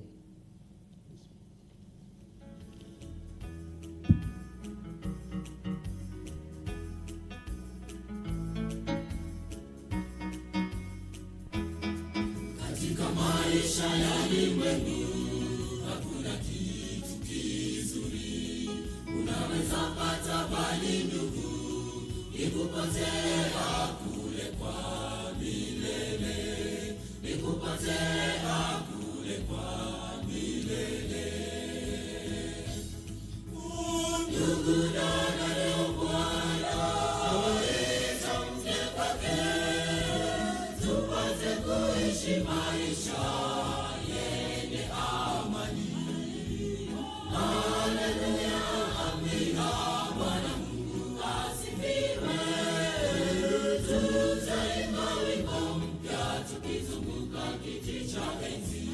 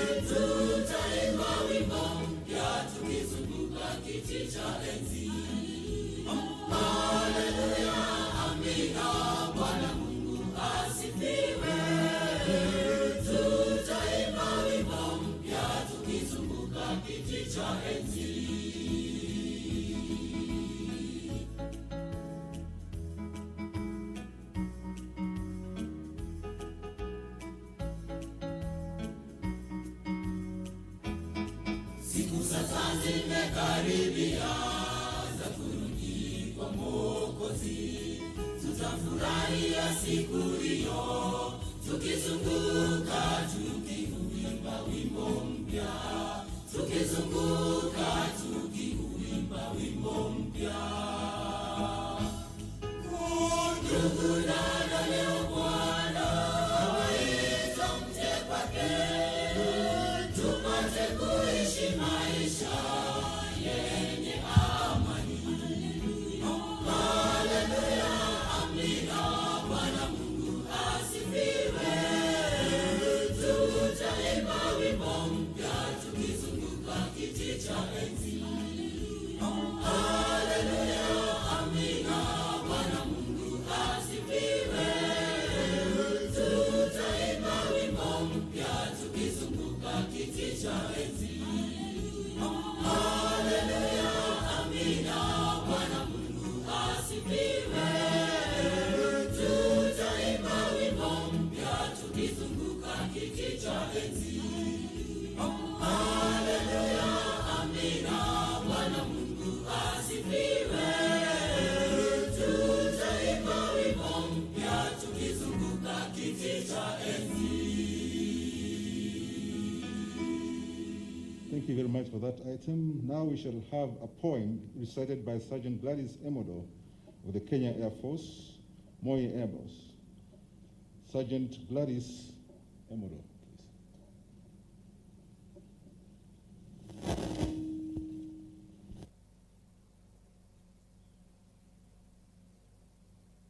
Guest of honor, ma'am, all protocols observed, ladies and gentlemen, 106949, Sergeant Gladys Emodo. Allow me present you a graduation unlike any other, course number 22, the Think Tank Group. Welcome.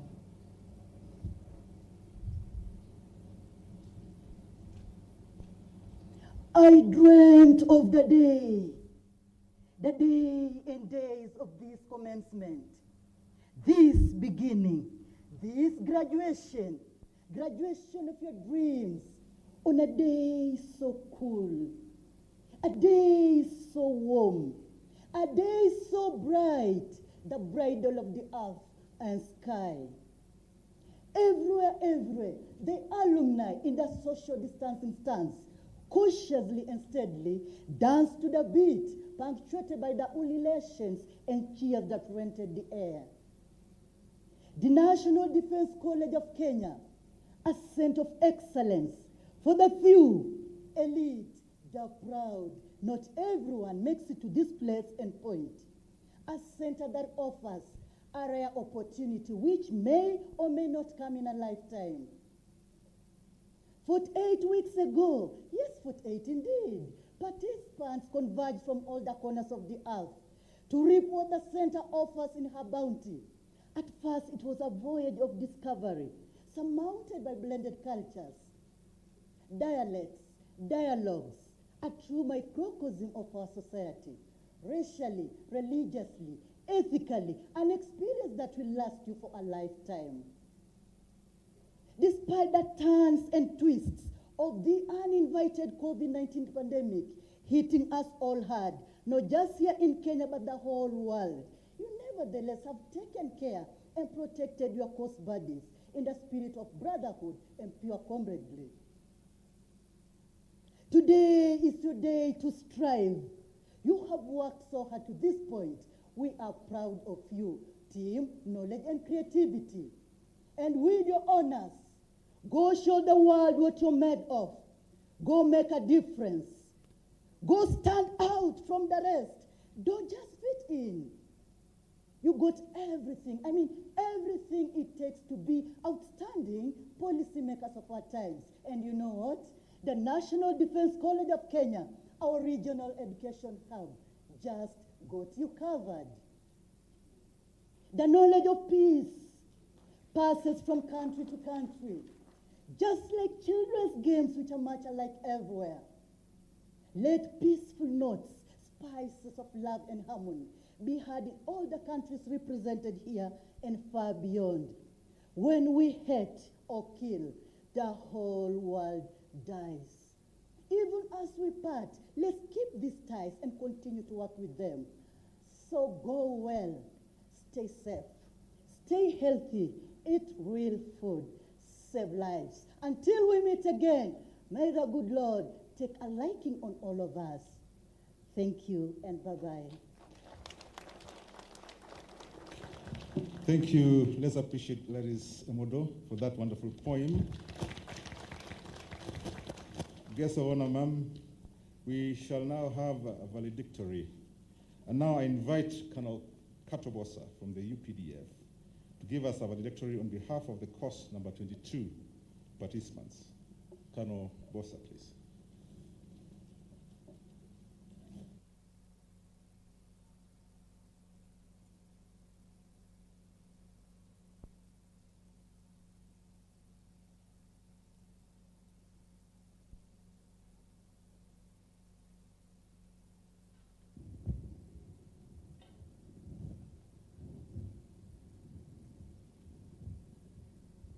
Ma'am,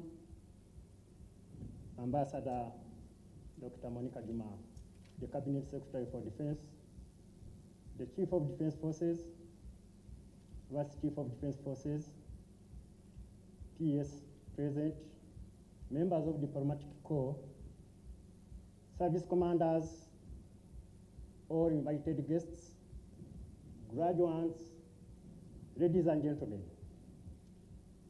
I'm Colonel Francis Katobosa from Uganda, a graduate of Course 22, and I stand here to share a few moments we experienced as Course 22.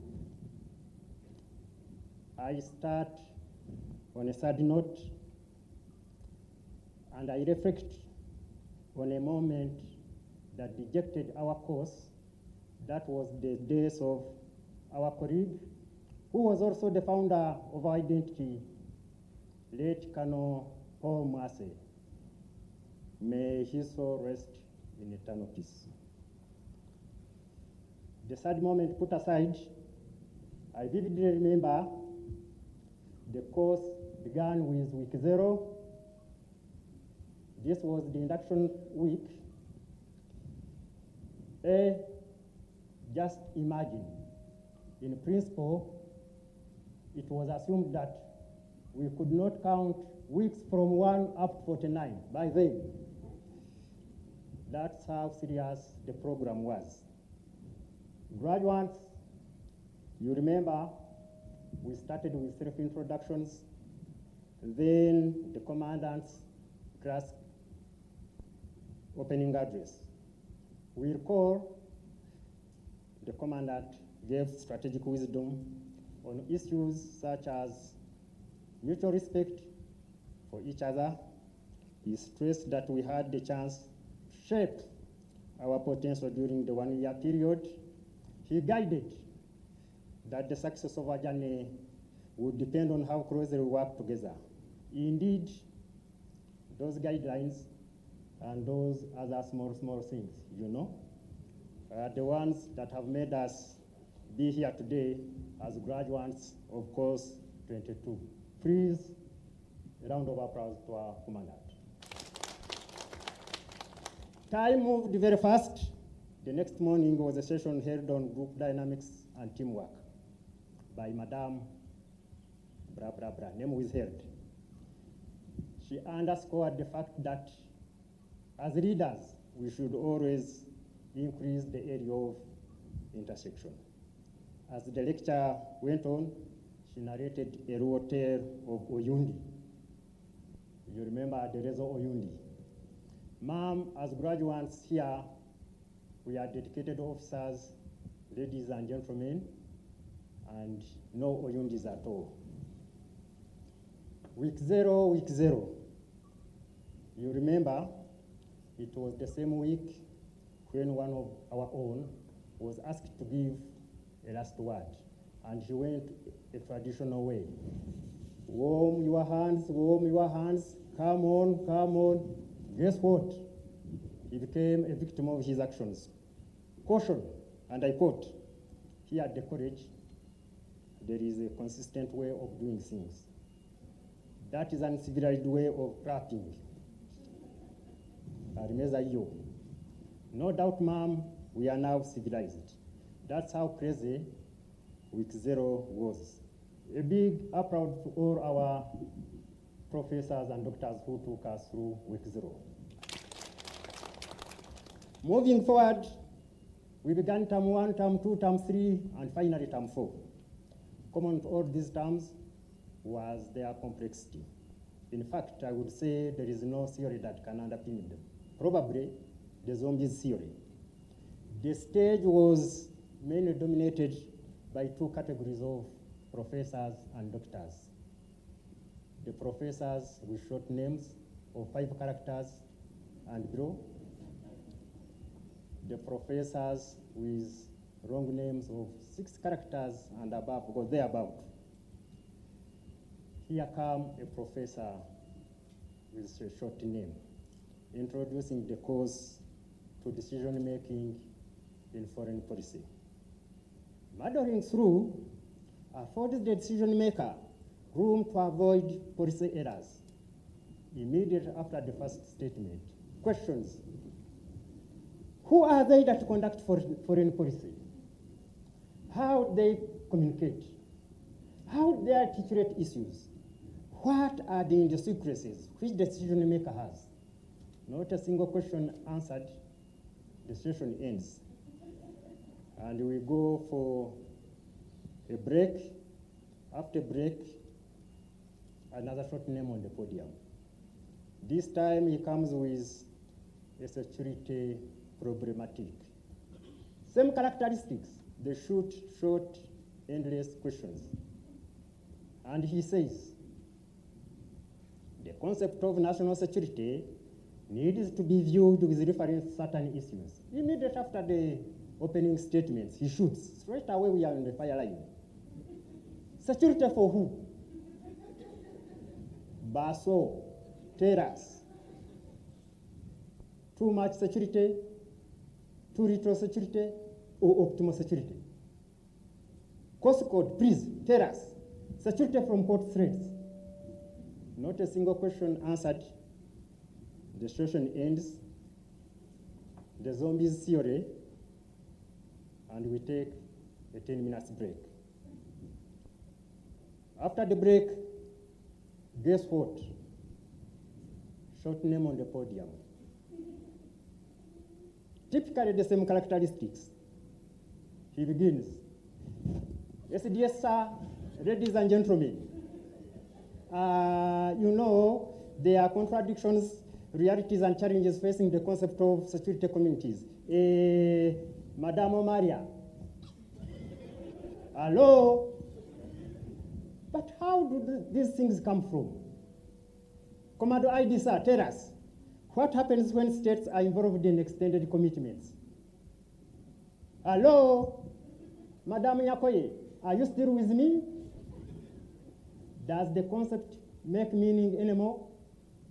Not a single question is answered. The session ends. SDS, sir, what have we left out? What is our take home? How do we proceed from here? Short names, short names, short names. But what was our management strategy for such a volatile situation for a whole year? Our concept was simple. We were dynamic and visionary right from the start. We got the name think tank and believed in it, knowing its far-reaching implications.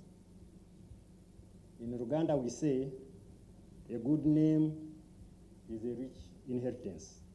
So no matter how difficult would be the input by the professors and doctors, the think tank would interrogate, contextualize, and give the output in form of solutions. On the other hand, the doctors and professors with names beyond 6 characters. These are dignified doctors and professors. They are like the Chinese. They are not in a hurry. They have all the time, and they have all the wisdom. If you want, you take notes. If you don't want, it's up to you doing examination. No slides. the doctor would come and say, now this is a professor. States formulate grand strategies in order to project their external environment. The grand strategy securitizes national interests, and they are existential. Other things not important are politicized issues. You see, confident, not in a hurry, he has all the wisdom, he has all the time. Commandant Sir, that was the secret behind the calm atmosphere you witnessed during the formulation of grand strategy. The Baganda there say, what children hear their parents say by the fireside, they repeat in the highway. Those were our mentors. Ma'am, all what I've been trying to put forward is that we have gained unlimited and immense knowledge. Indeed, we can now coordinate efforts in the whole of government approach to achieve national strategic objectives, among others. We thank all the lecturers, the college faculty, for their tireless effort bringing us this far. Please, a big applause to our doctors and professors. Another one. Thank you, ma'am. Thank you very much, Colonel Katobos, a very interesting valedictory indeed. Let's again appreciate him. Madam Guest of Honor, distinguished guests, members of the Diplomatic Corps, participants of course number 22, invited guests, ladies and gentlemen, may I now take this opportunity to humbly invite the Commandant, National Defense College, Lieutenant General Adan Mulata, to give his remarks and later invite the guest of honor to award certificates to graduates of course number 22 of 2019-2020. The Commandant, sir, please.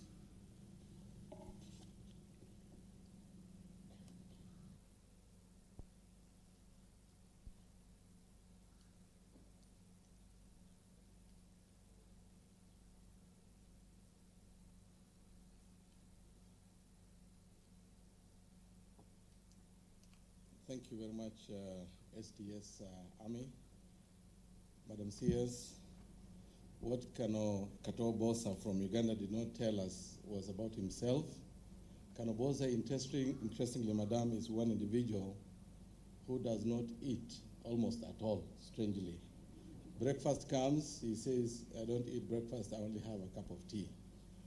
Lunch comes and he will only say, I don't eat lunch, I'll have a cup of tea. Dinner the same. So when I discovered, strangely, that Bosa is able to survive without eating, I had to make two very strategic decisions. One was to introduce from Commander's Hospitality Fund a very special bone soup so that Kanobosa is energized. The second one, and very significantly, I directed his colleague, Kanotontuinamasiko, to ensure Kanobosa is securitized so that he has enough energy to sustain himself throughout the course. Otherwise, Madam, our guest of honor, Ambassador Dr. Monica Juma, Cabinet Secretary, Ministry of Defense, Chief of the Defense Forces, Vice Chief of the Defense Forces, Service Commanders, Principal Secretary, Inspector General of National Police Service, members of the College Advisory Board, members of the Diplomatic Corps, serving and retired general officers. I wish to make special recognition of our former CDF, General Kianga, and at least 3 former commandants of this college who are in the audience, senior officers, Deputy Vice Chancellors of Public Universities, resource persons, college faculty, graduates of course number 22, 2019-2020, distinguished guests, ladies and gentlemen. Madam Cabinet Secretary, It gives me great pleasure to welcome you and our distinguished guests here today to the National Defense College on this auspicious occasion of the graduation ceremony of course number 22, 2019-2020. May I, Madam, from the onset state that we are deeply honored by your presence, and we thank you for having found time from your busy schedule to be with us here today on a very lovely day. Madam Cabinet Secretary, you are aware that the National Defense College vision is to be a regional center of excellence for policy and strategic studies towards the realization of a secure, stable, prosperous, and peaceful society. To this end, Madam, we are making excellent progress. This college boasts and prides itself as one of the best such institutions in Africa and is at par with similar other institutions elsewhere in the world. Madam, our mission as the college was established is to train selected senior military officers and the equivalent senior civil servants of the Republic of Kenya and their counterparts from friendly countries. The college, therefore, remains a key institution that builds national capacity at the strategic level to enhance government service delivery, particularly in the security sector. Madam, since its establishment, the college has trained a total of 715 participants, out of which 488 are Kenyans and 227 are allied participants. So the NDC, Madam, has a very rich alumni who over the years continue to occupy senior positions in government, in security sector, and the civil service of their respective countries. The National Defense College fraternity, which I represent, take pride and are delighted with this progress. Madam CS, distinguished guests, ladies and gentlemen, having delivered on its mandate for over 2 decades now, specifically 23 years, the challenge for my team and I, under the stewardship of the Defense Headquarters, headed by the Chief of Defense Forces, is to work on transforming the college to a higher level to be at par with the best such institutions elsewhere in the world. Such a transformation will ensure that the National Defense College continues to be the engine that drives development and security agenda in Kenya, the region, and beyond. It is therefore important to continue expanding the college to incrementally generate a critical mass of like-minded senior public officials to spearhead our strategic national aspirations. It's not about Kenya alone. Kenya is only a model in terms of case study. It's about countries that are represented here, the region, and globally. Madam Cabinet Secretary, like you have guided severally, this college should be key in influencing strategic thinking and decision-making across government. In this regard, the newly expanded Center for Strategic and Security Studies, where we have first director of a one-star level, Brigadier Sam Wamwai, the college will offer new opportunities, widen its scope in training to include short-term capstone courses aimed at impacting on leadership across government. I believe such an effort, Madam, will significantly contribute to capacity building at the national strategic level.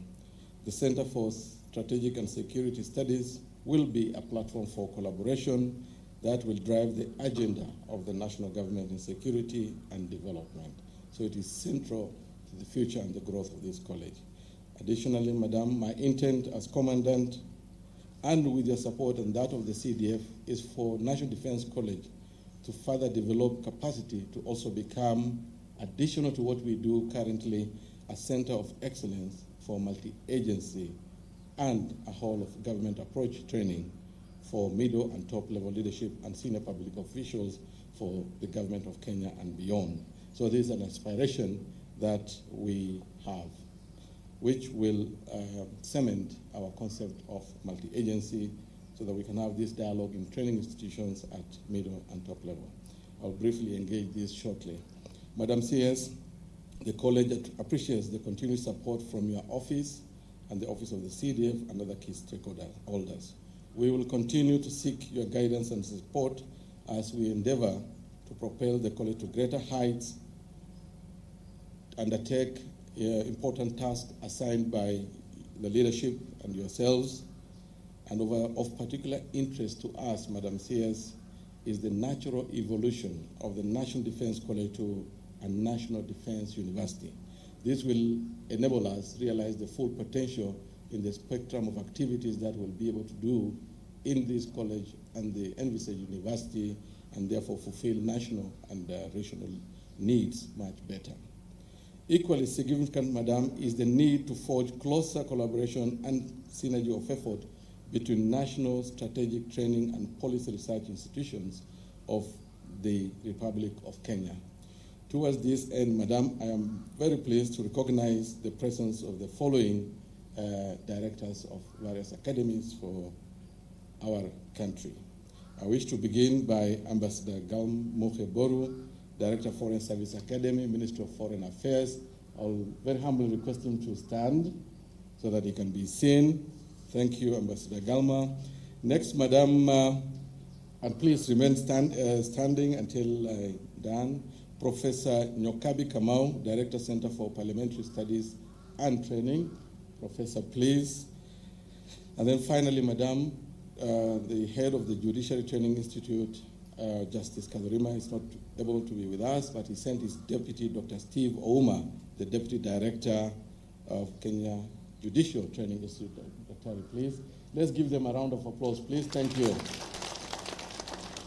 Madam, this is a great opportunity for us to collaborate between such strategic training and research institutions, and this is where we will develop and contextualize national strategic thinking, but also that concept of working together across different agencies of government.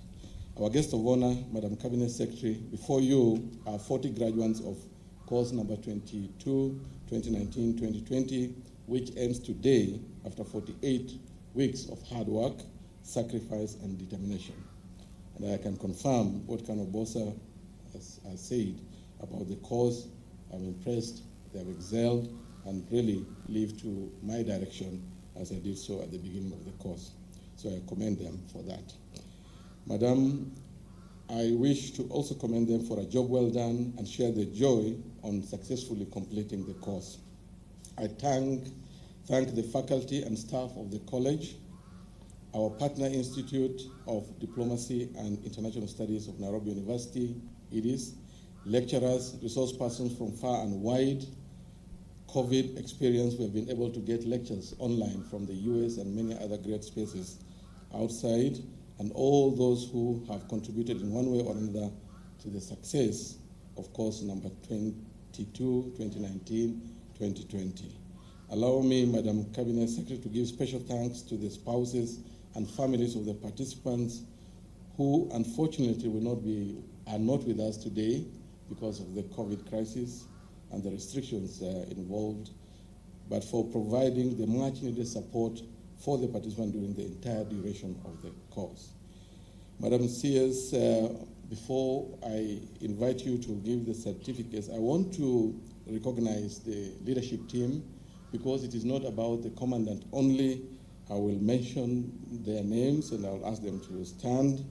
The leadership team of the National Defense College, because we are one team that is working towards delivering the best at NDC, as alluded to by Sergeant Emodo.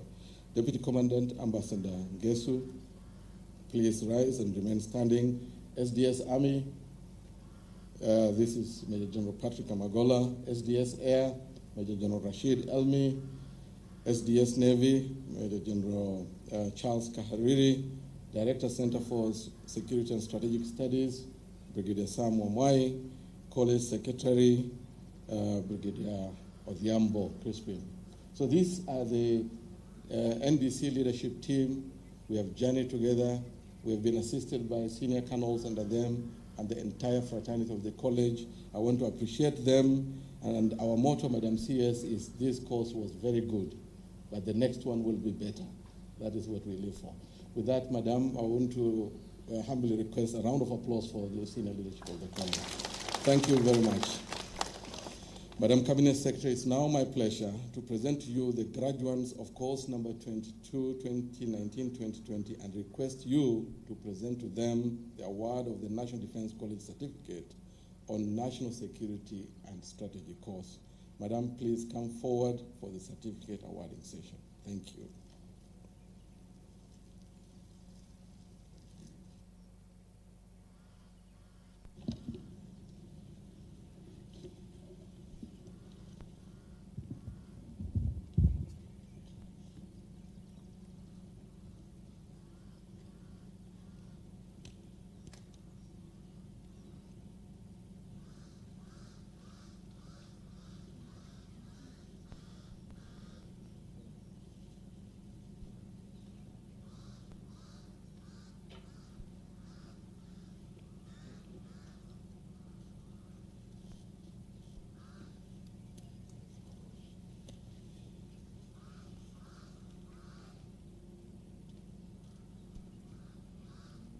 Participants for course 22, 2019-20 in alphabetical order.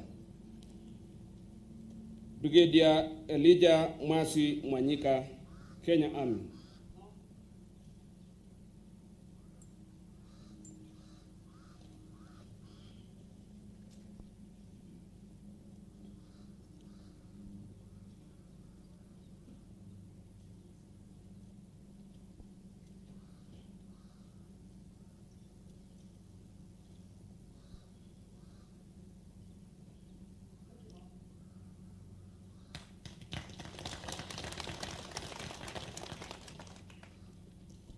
Colonel Peter Otwele Asaba, Kenya Army.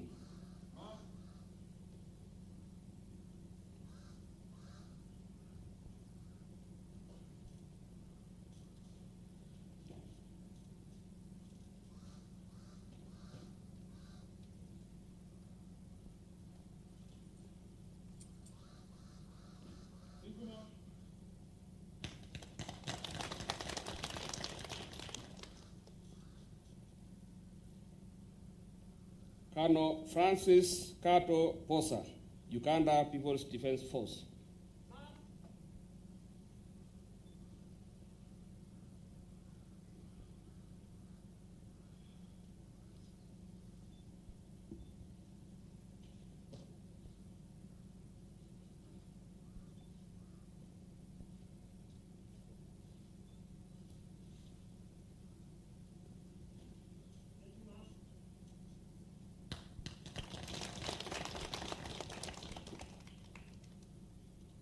Colonel Charles Chembo, Zambia Defense Force.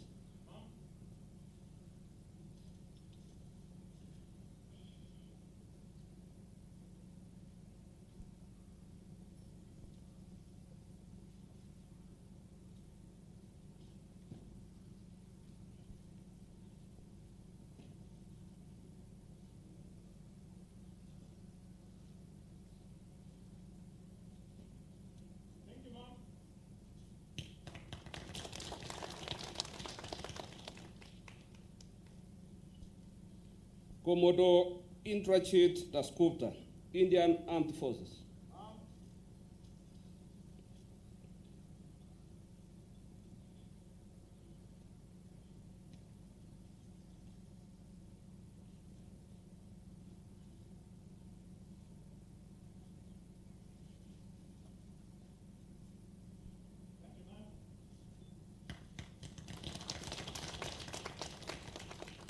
Brigadier General Mohammed Refad Farak, Egyptian Armed Forces.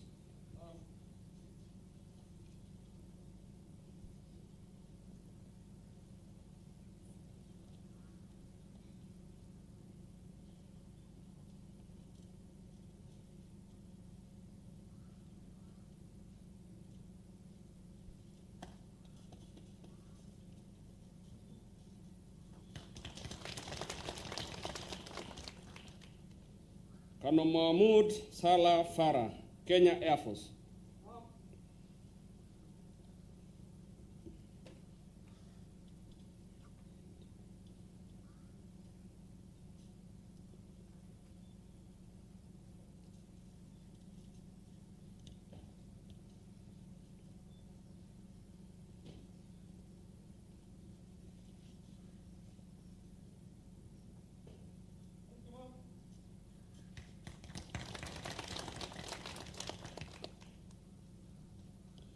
Mr. Patrick Makashu Ithingi, Kenya Forest Service.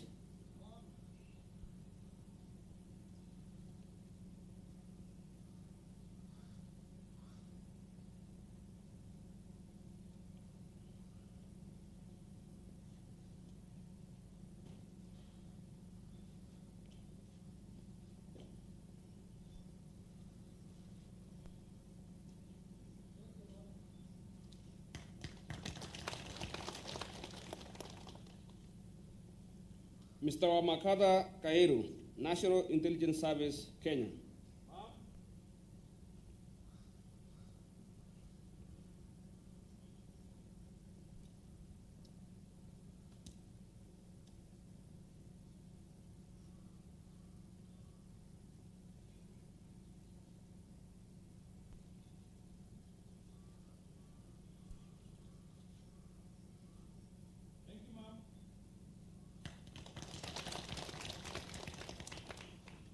Ms. Margaret Nyambura Karanja, National Police Service, Kenya.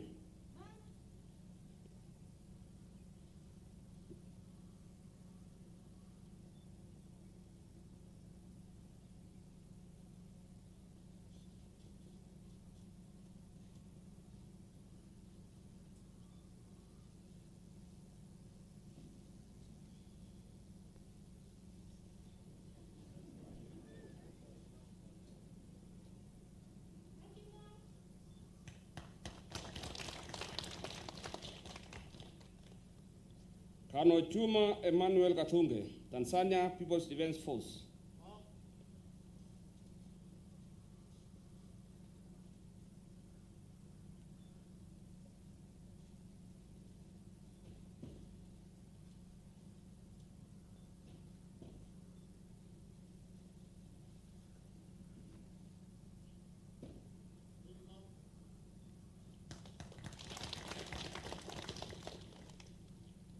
Mr. Kimani Kiiru, Ministry of Agriculture, Livestock and Fisheries, Kenya.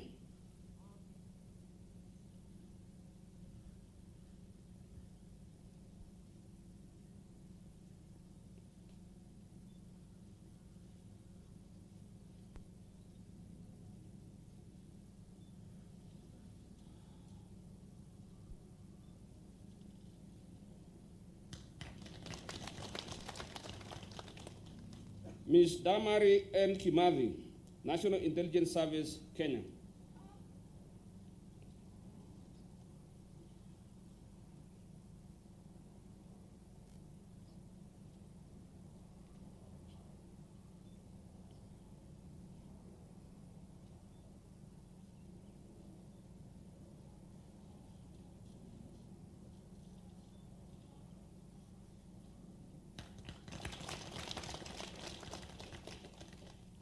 Colonel Sami Kimwetich, Kenya Navy.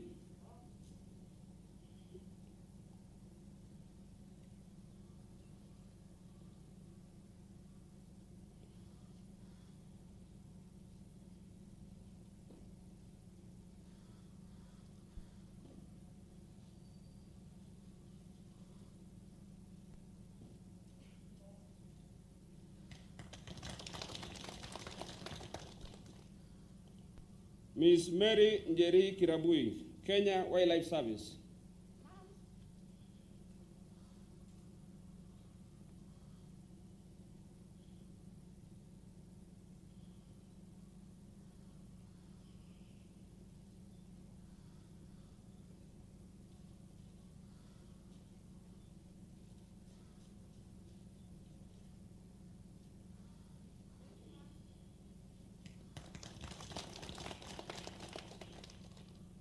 Colonel Sangale Kiswa, Kenya Navy.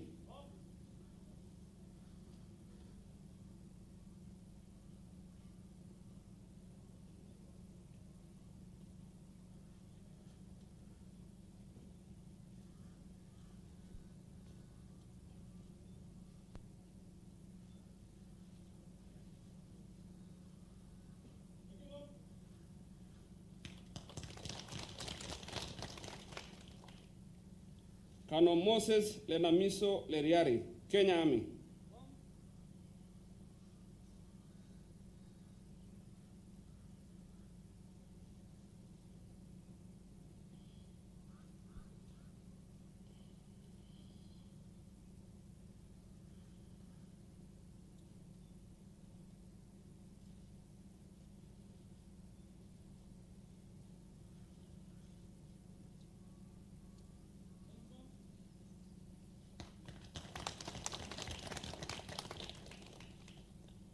Colonel Stephen Salanit Lesuda, Kenya Air Force.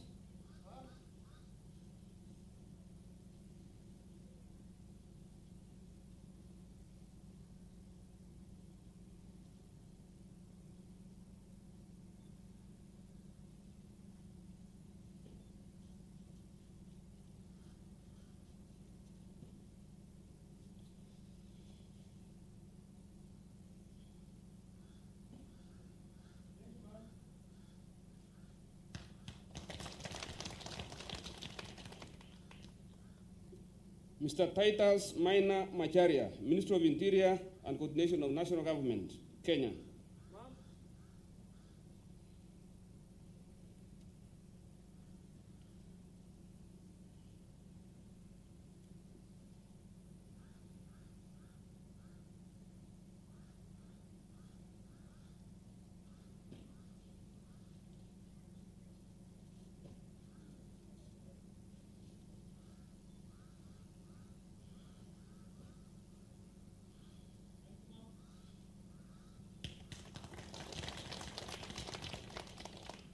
Ms. Priscilla Susi Machere, Kenya Prison Service.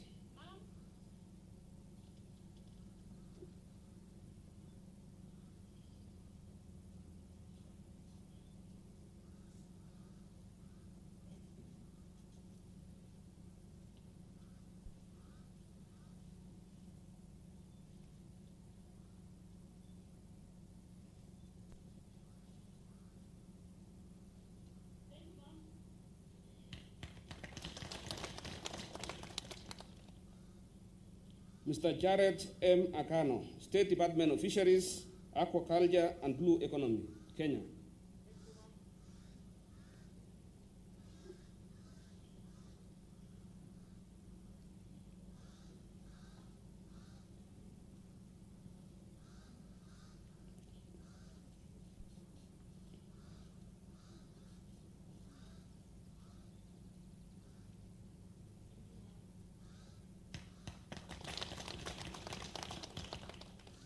Mr. Epson Masese, National Intelligence Service, Kenya.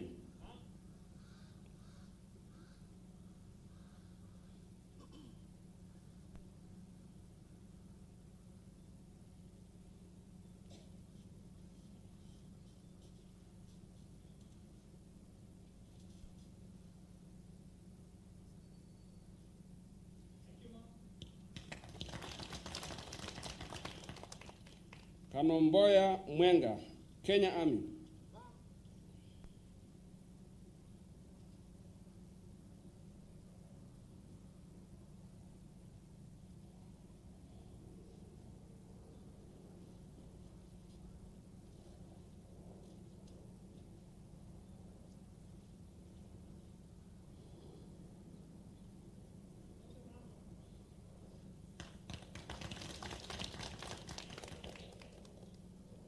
Mr. George O. Nakwala, Kenya Wildlife Service.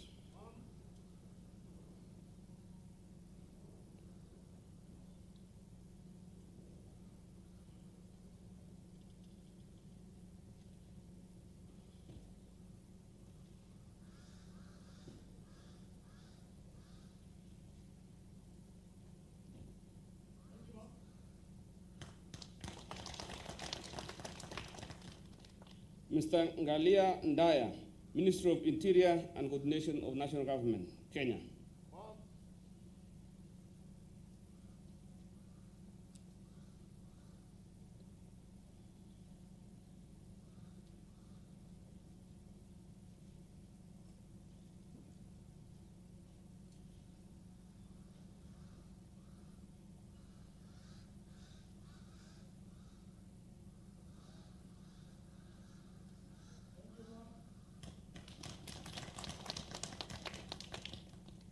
Colonel Michael Ndensako, Burundi National Defense Force.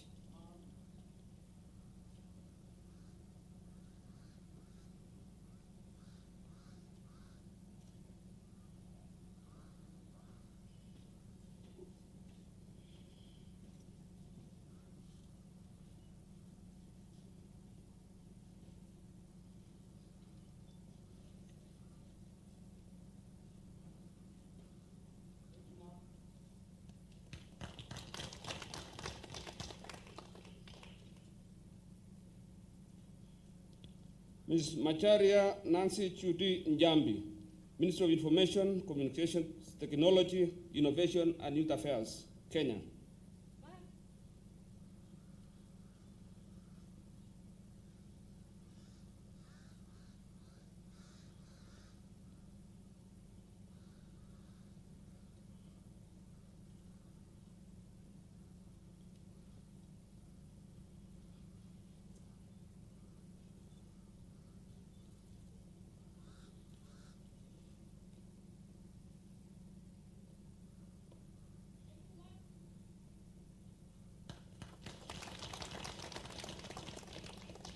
Mr. Henry Kiprotich Ngeno, Minister of Agriculture, Livestock and Fisheries, Kenya.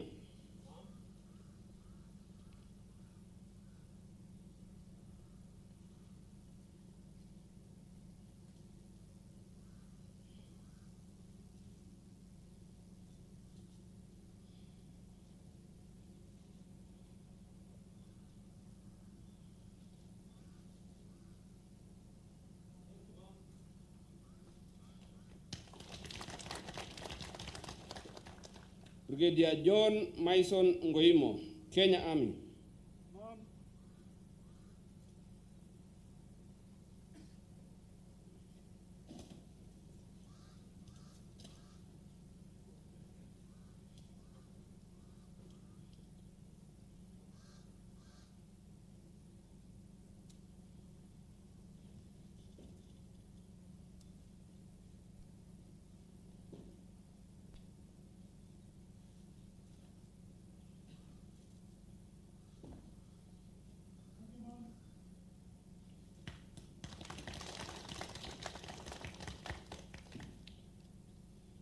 Colonel Bonas Cosmas Nombo, Tanzania People's Defense Force.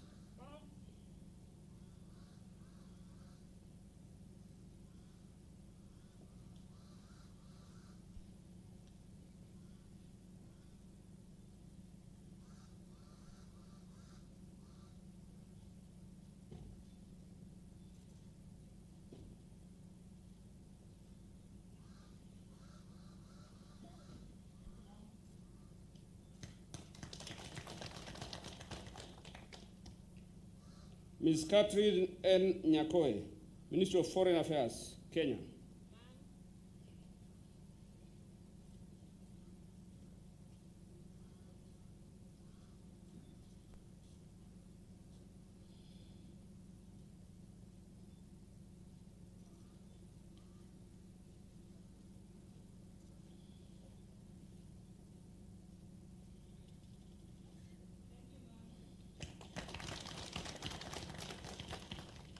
Mr. William Iribai Odo, Minister of Foreign Affairs, Kenya.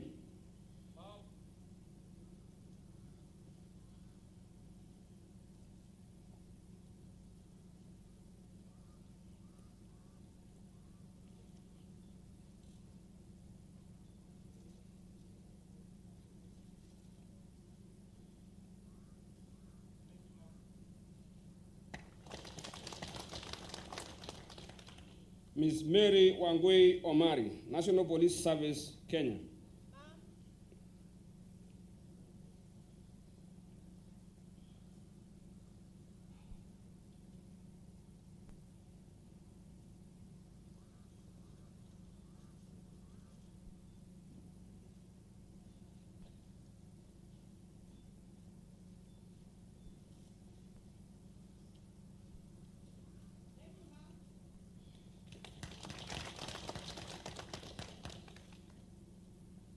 Mr. Eric K. Lee Rotich, Directorate of Immigration, Kenya.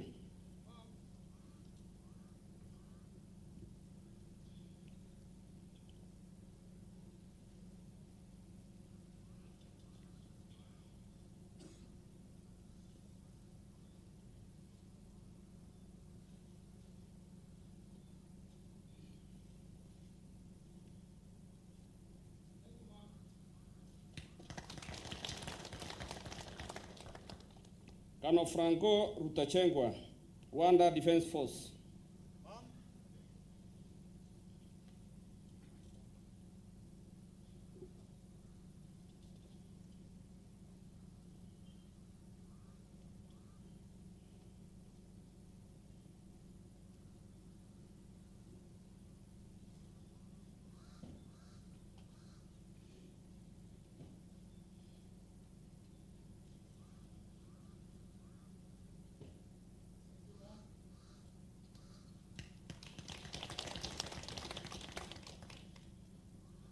Colonel Elias Seetso, Botswana Defense Force.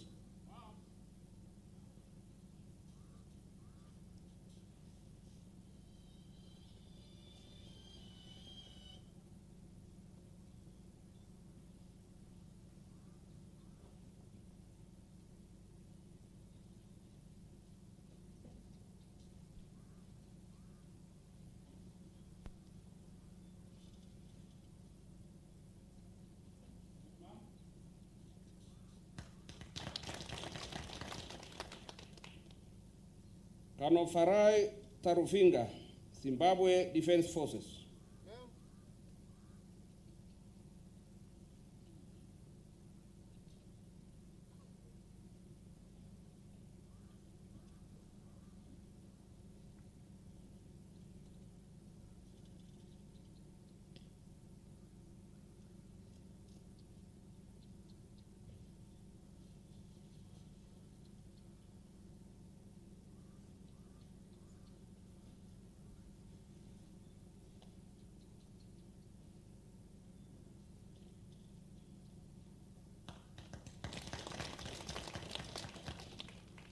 Colonel Fred Kataitwa Twinamatsiko, Uganda People's Defense Force.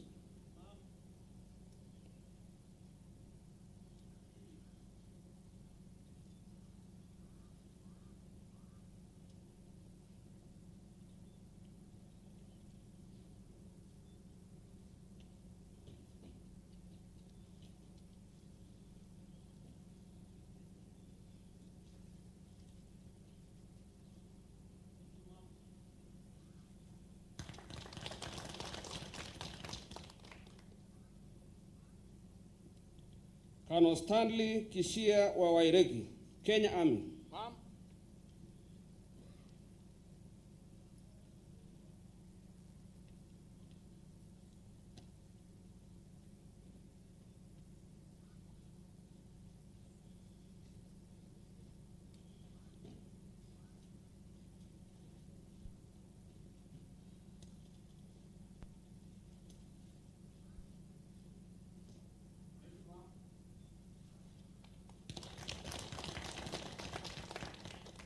Lastly, Mr. Bernard Barasa Walumoli, National Police Service, Kenya.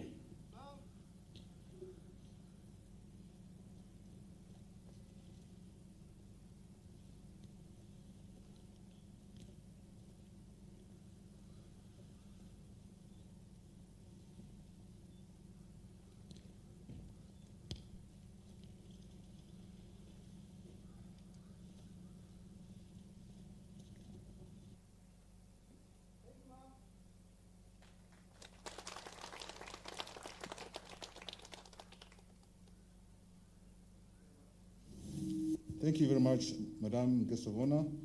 The Commandant, may you kindly sit, please. I now invite the Kenya Army Band to give us a musical interlude. Thank you. Kenya Army Band.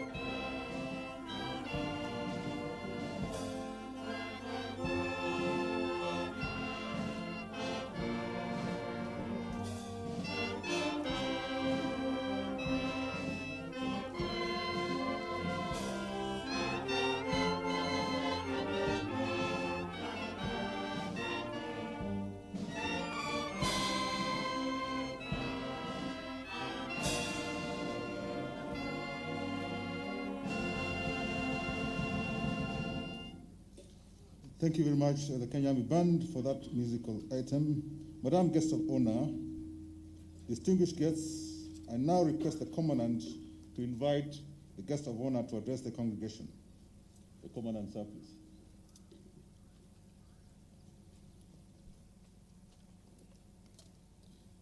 Our Guest of Honor, Madam Cabinet Secretary, I thank you very much for leading us through the certificate awarding session. As the Commandant, I want to take this early opportunity to congratulate the graduates of course number 22, 2019-2020. Further, I do hereby decree, Madam, with your permission, that from today, the graduates of the National Defense College course number 22 are hereby authorized to append the designation of National Defense College, Kenya, NDCK, after their names in all official documents. Congratulations to you all, and thank you very much. It is now my duty and pleasure to invite the Guest of Honor, Ambassador Dr. Monica Juma, to address the congregation. Madam, please.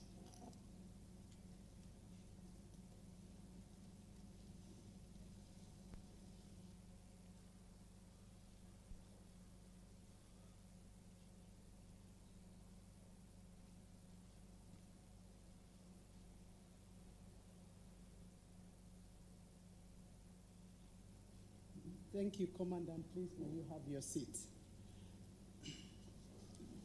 The Chief, Honorable Peter Odonyo, the Chief Administrative Secretary of the Ministry of Defense, General Robert Kibochi, the Chief of the Defense Forces,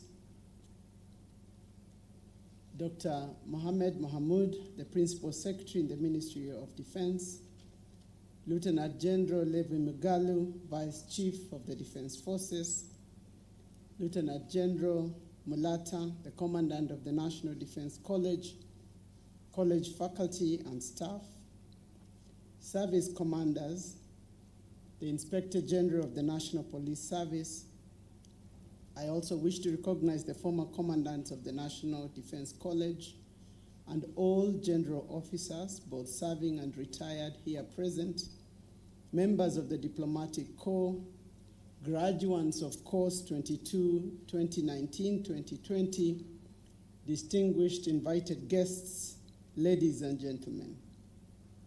I am most delighted to officiate this graduation ceremony for Course 22, 2019-2020 at the National Defense College today, the 28th day of May 2020.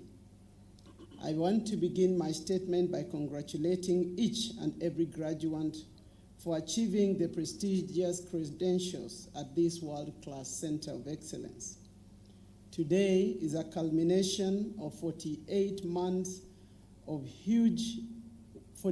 weeks of huge investment by every course participant. You invested in deep reflection. You invested in interaction. You invested in enormous effort. You invested in emotion. But most importantly, you invested in knowledge pursuit. I hope that each one of you feels that this effort and investment was well worth your time.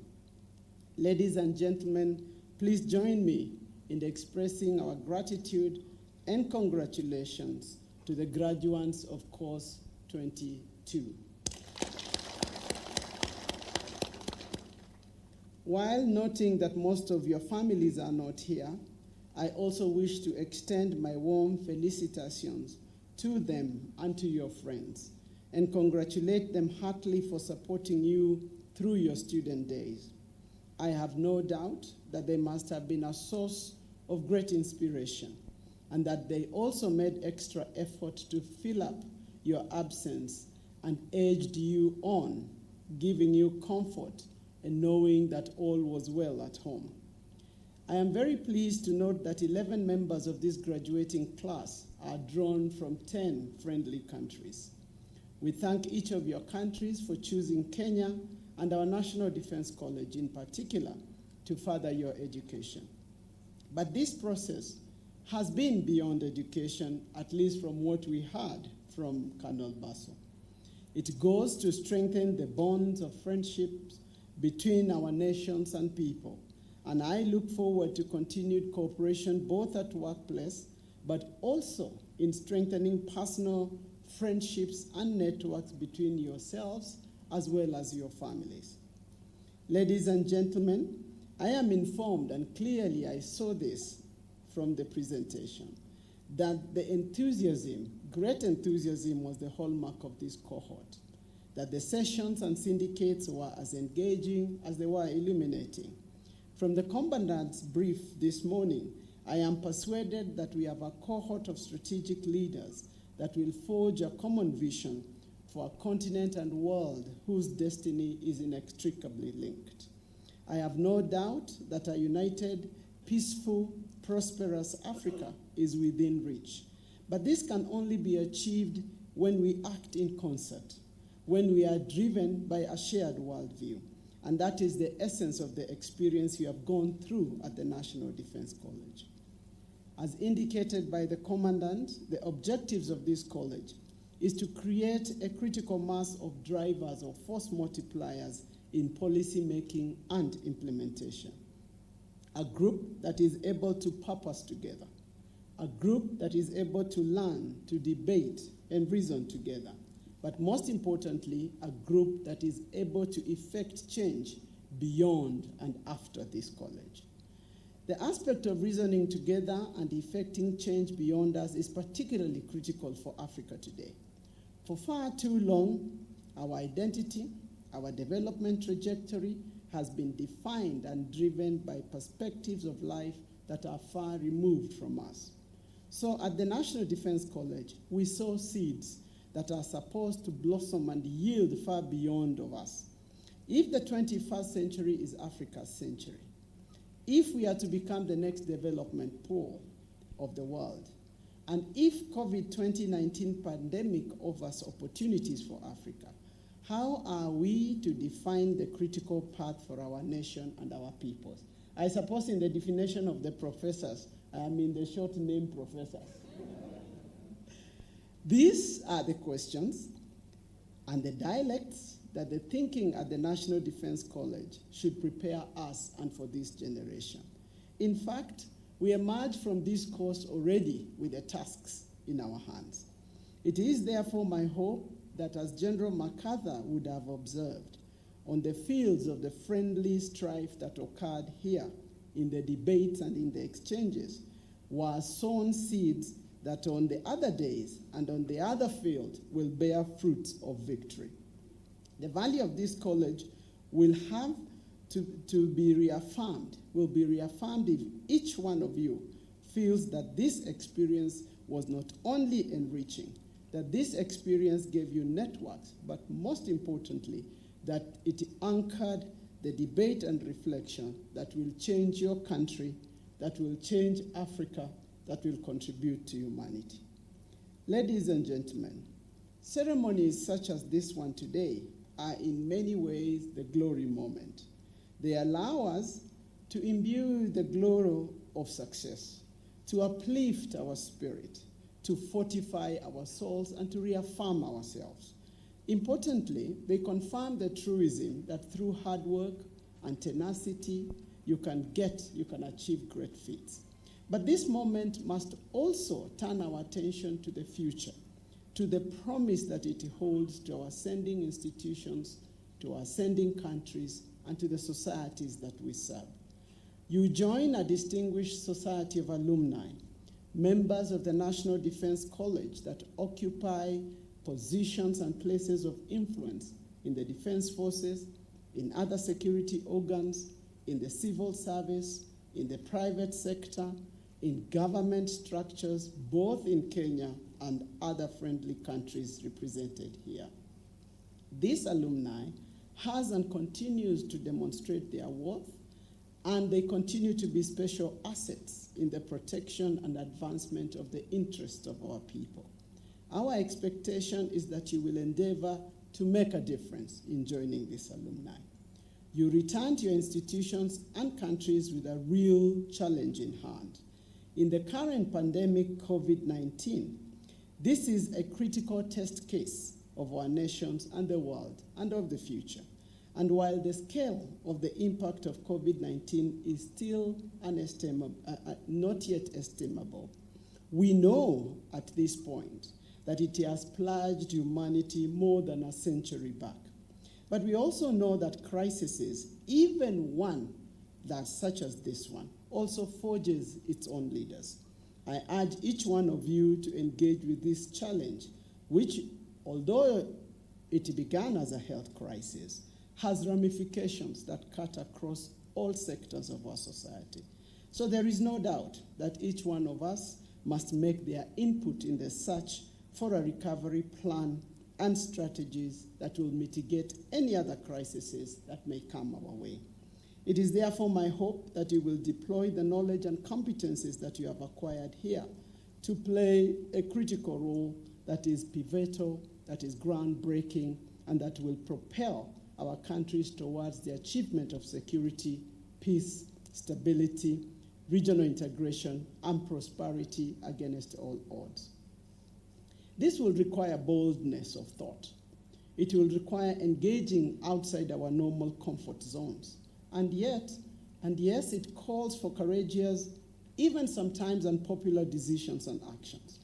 Africa and the world at large is in dire need for more men and women who will not only create great policies and strategies, but who will give these policies and strategies traction by implementing them and getting the work done.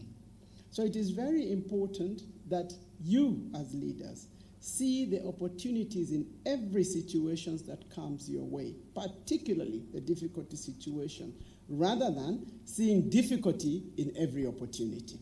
This is the potential that defines the graduates of the National Defense College. This is the power that you hold. And as you leave this college today, we will continue to hope that you will use this experience to the fullest potential for all of us. Ladies and gentlemen, I would be remiss not to acknowledge the work of the Commandant of the National Defense College, the members of faculty and staff in driving the success in this past course. We salute your sterling and tireless effort, General, in steering course number 22 to its conclusion and for empowering another exemplary leaders for ensuring that the institution continues to shine brightly as a beacon of innovation. In this case, I want to really congratulate you for keeping the tradition of this course going in spite of the unforeseen challenge of COVID-19. This elaborate graduation ceremony, ladies and gentlemen, is a testimony that even when we have challenges, the course can progress seamlessly because it is anchored on firm traditions in this most distinguished institution. I am satisfied with the collaboration that exists between the NDC and other institutions, whether it is the Foreign Service Academy, the University of Nairobi, and I'm informed in this course, 23 participants were registered for the MA program and another 11 for the diploma course. I urge the course to maintain this invaluable cooperation and to expand its footprint of partnership with other institutions across the globe. This partnership should also draw on expanded programming and larger members of representation from across the world. I also see a strong role in institutionalizing of the alumni and participants that have taken part in various courses in terms of outreach and intellectual engagement. I thank the College Advisory Board Service and the government for supporting the college and urge their continued invaluable support. May I also express my gratitude once again to the families of the graduates who have walked this journey with them and encourage them to continue being partners with the NDC. This victory today and the hearty graduation belongs to your families and friends too. The moral and physical support they gave to the graduates throughout the year has made this worth their while. Once again, I thank every one of you and look forward to your full commitment in contributing to the admired professionalism of the defense forces across the world, of the various ministries where you serve, and various institutions together with the society. I thank you, and once again, congratulations. Thank you very much, guests of honor, ma'am. I request that we all stand up for the national anthem by the Kenya Army Band, please. The Kenya Army Band.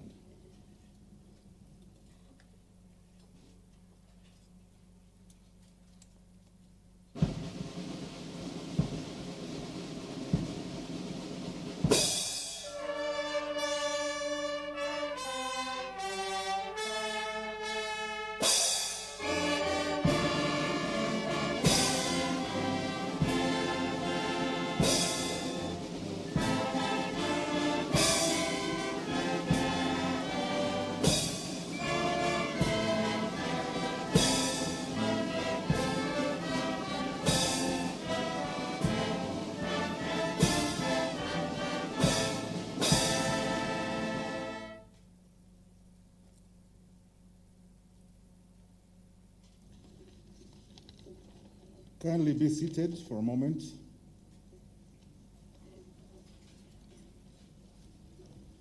Graduates of course number 22 of 2019-2020, congratulations. You may move now and take up your places for the course photograph.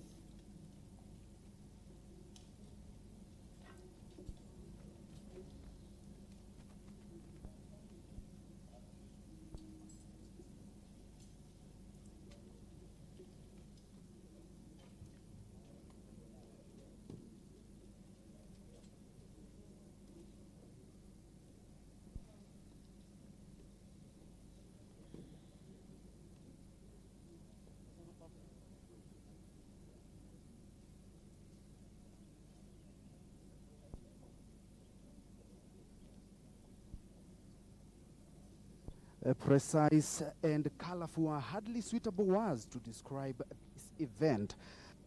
Graduates from 10 countries, and including Kenya and India, have just graduated. And of course, the CES for Defense, Monica Juma, congratulating the graduates. And she has requested the group to be able to effect the change that is required, and especially right here in Africa. He has also challenged them to define a path of nation and continent when it comes to matter security and policy, and also big servants. She has also asked them to engage even the private sectors so that they may also be able to gain the wealth of knowledge that these guys have been able to gain in the 48 weeks they have been here. Of course, Africa and the world want people who will give policy instruction, because policy is just policy. And if it's not implemented, then it remains at that and starts gathering dust. But of course, she has told each and every graduate to seize every opportunity, even in difficulty.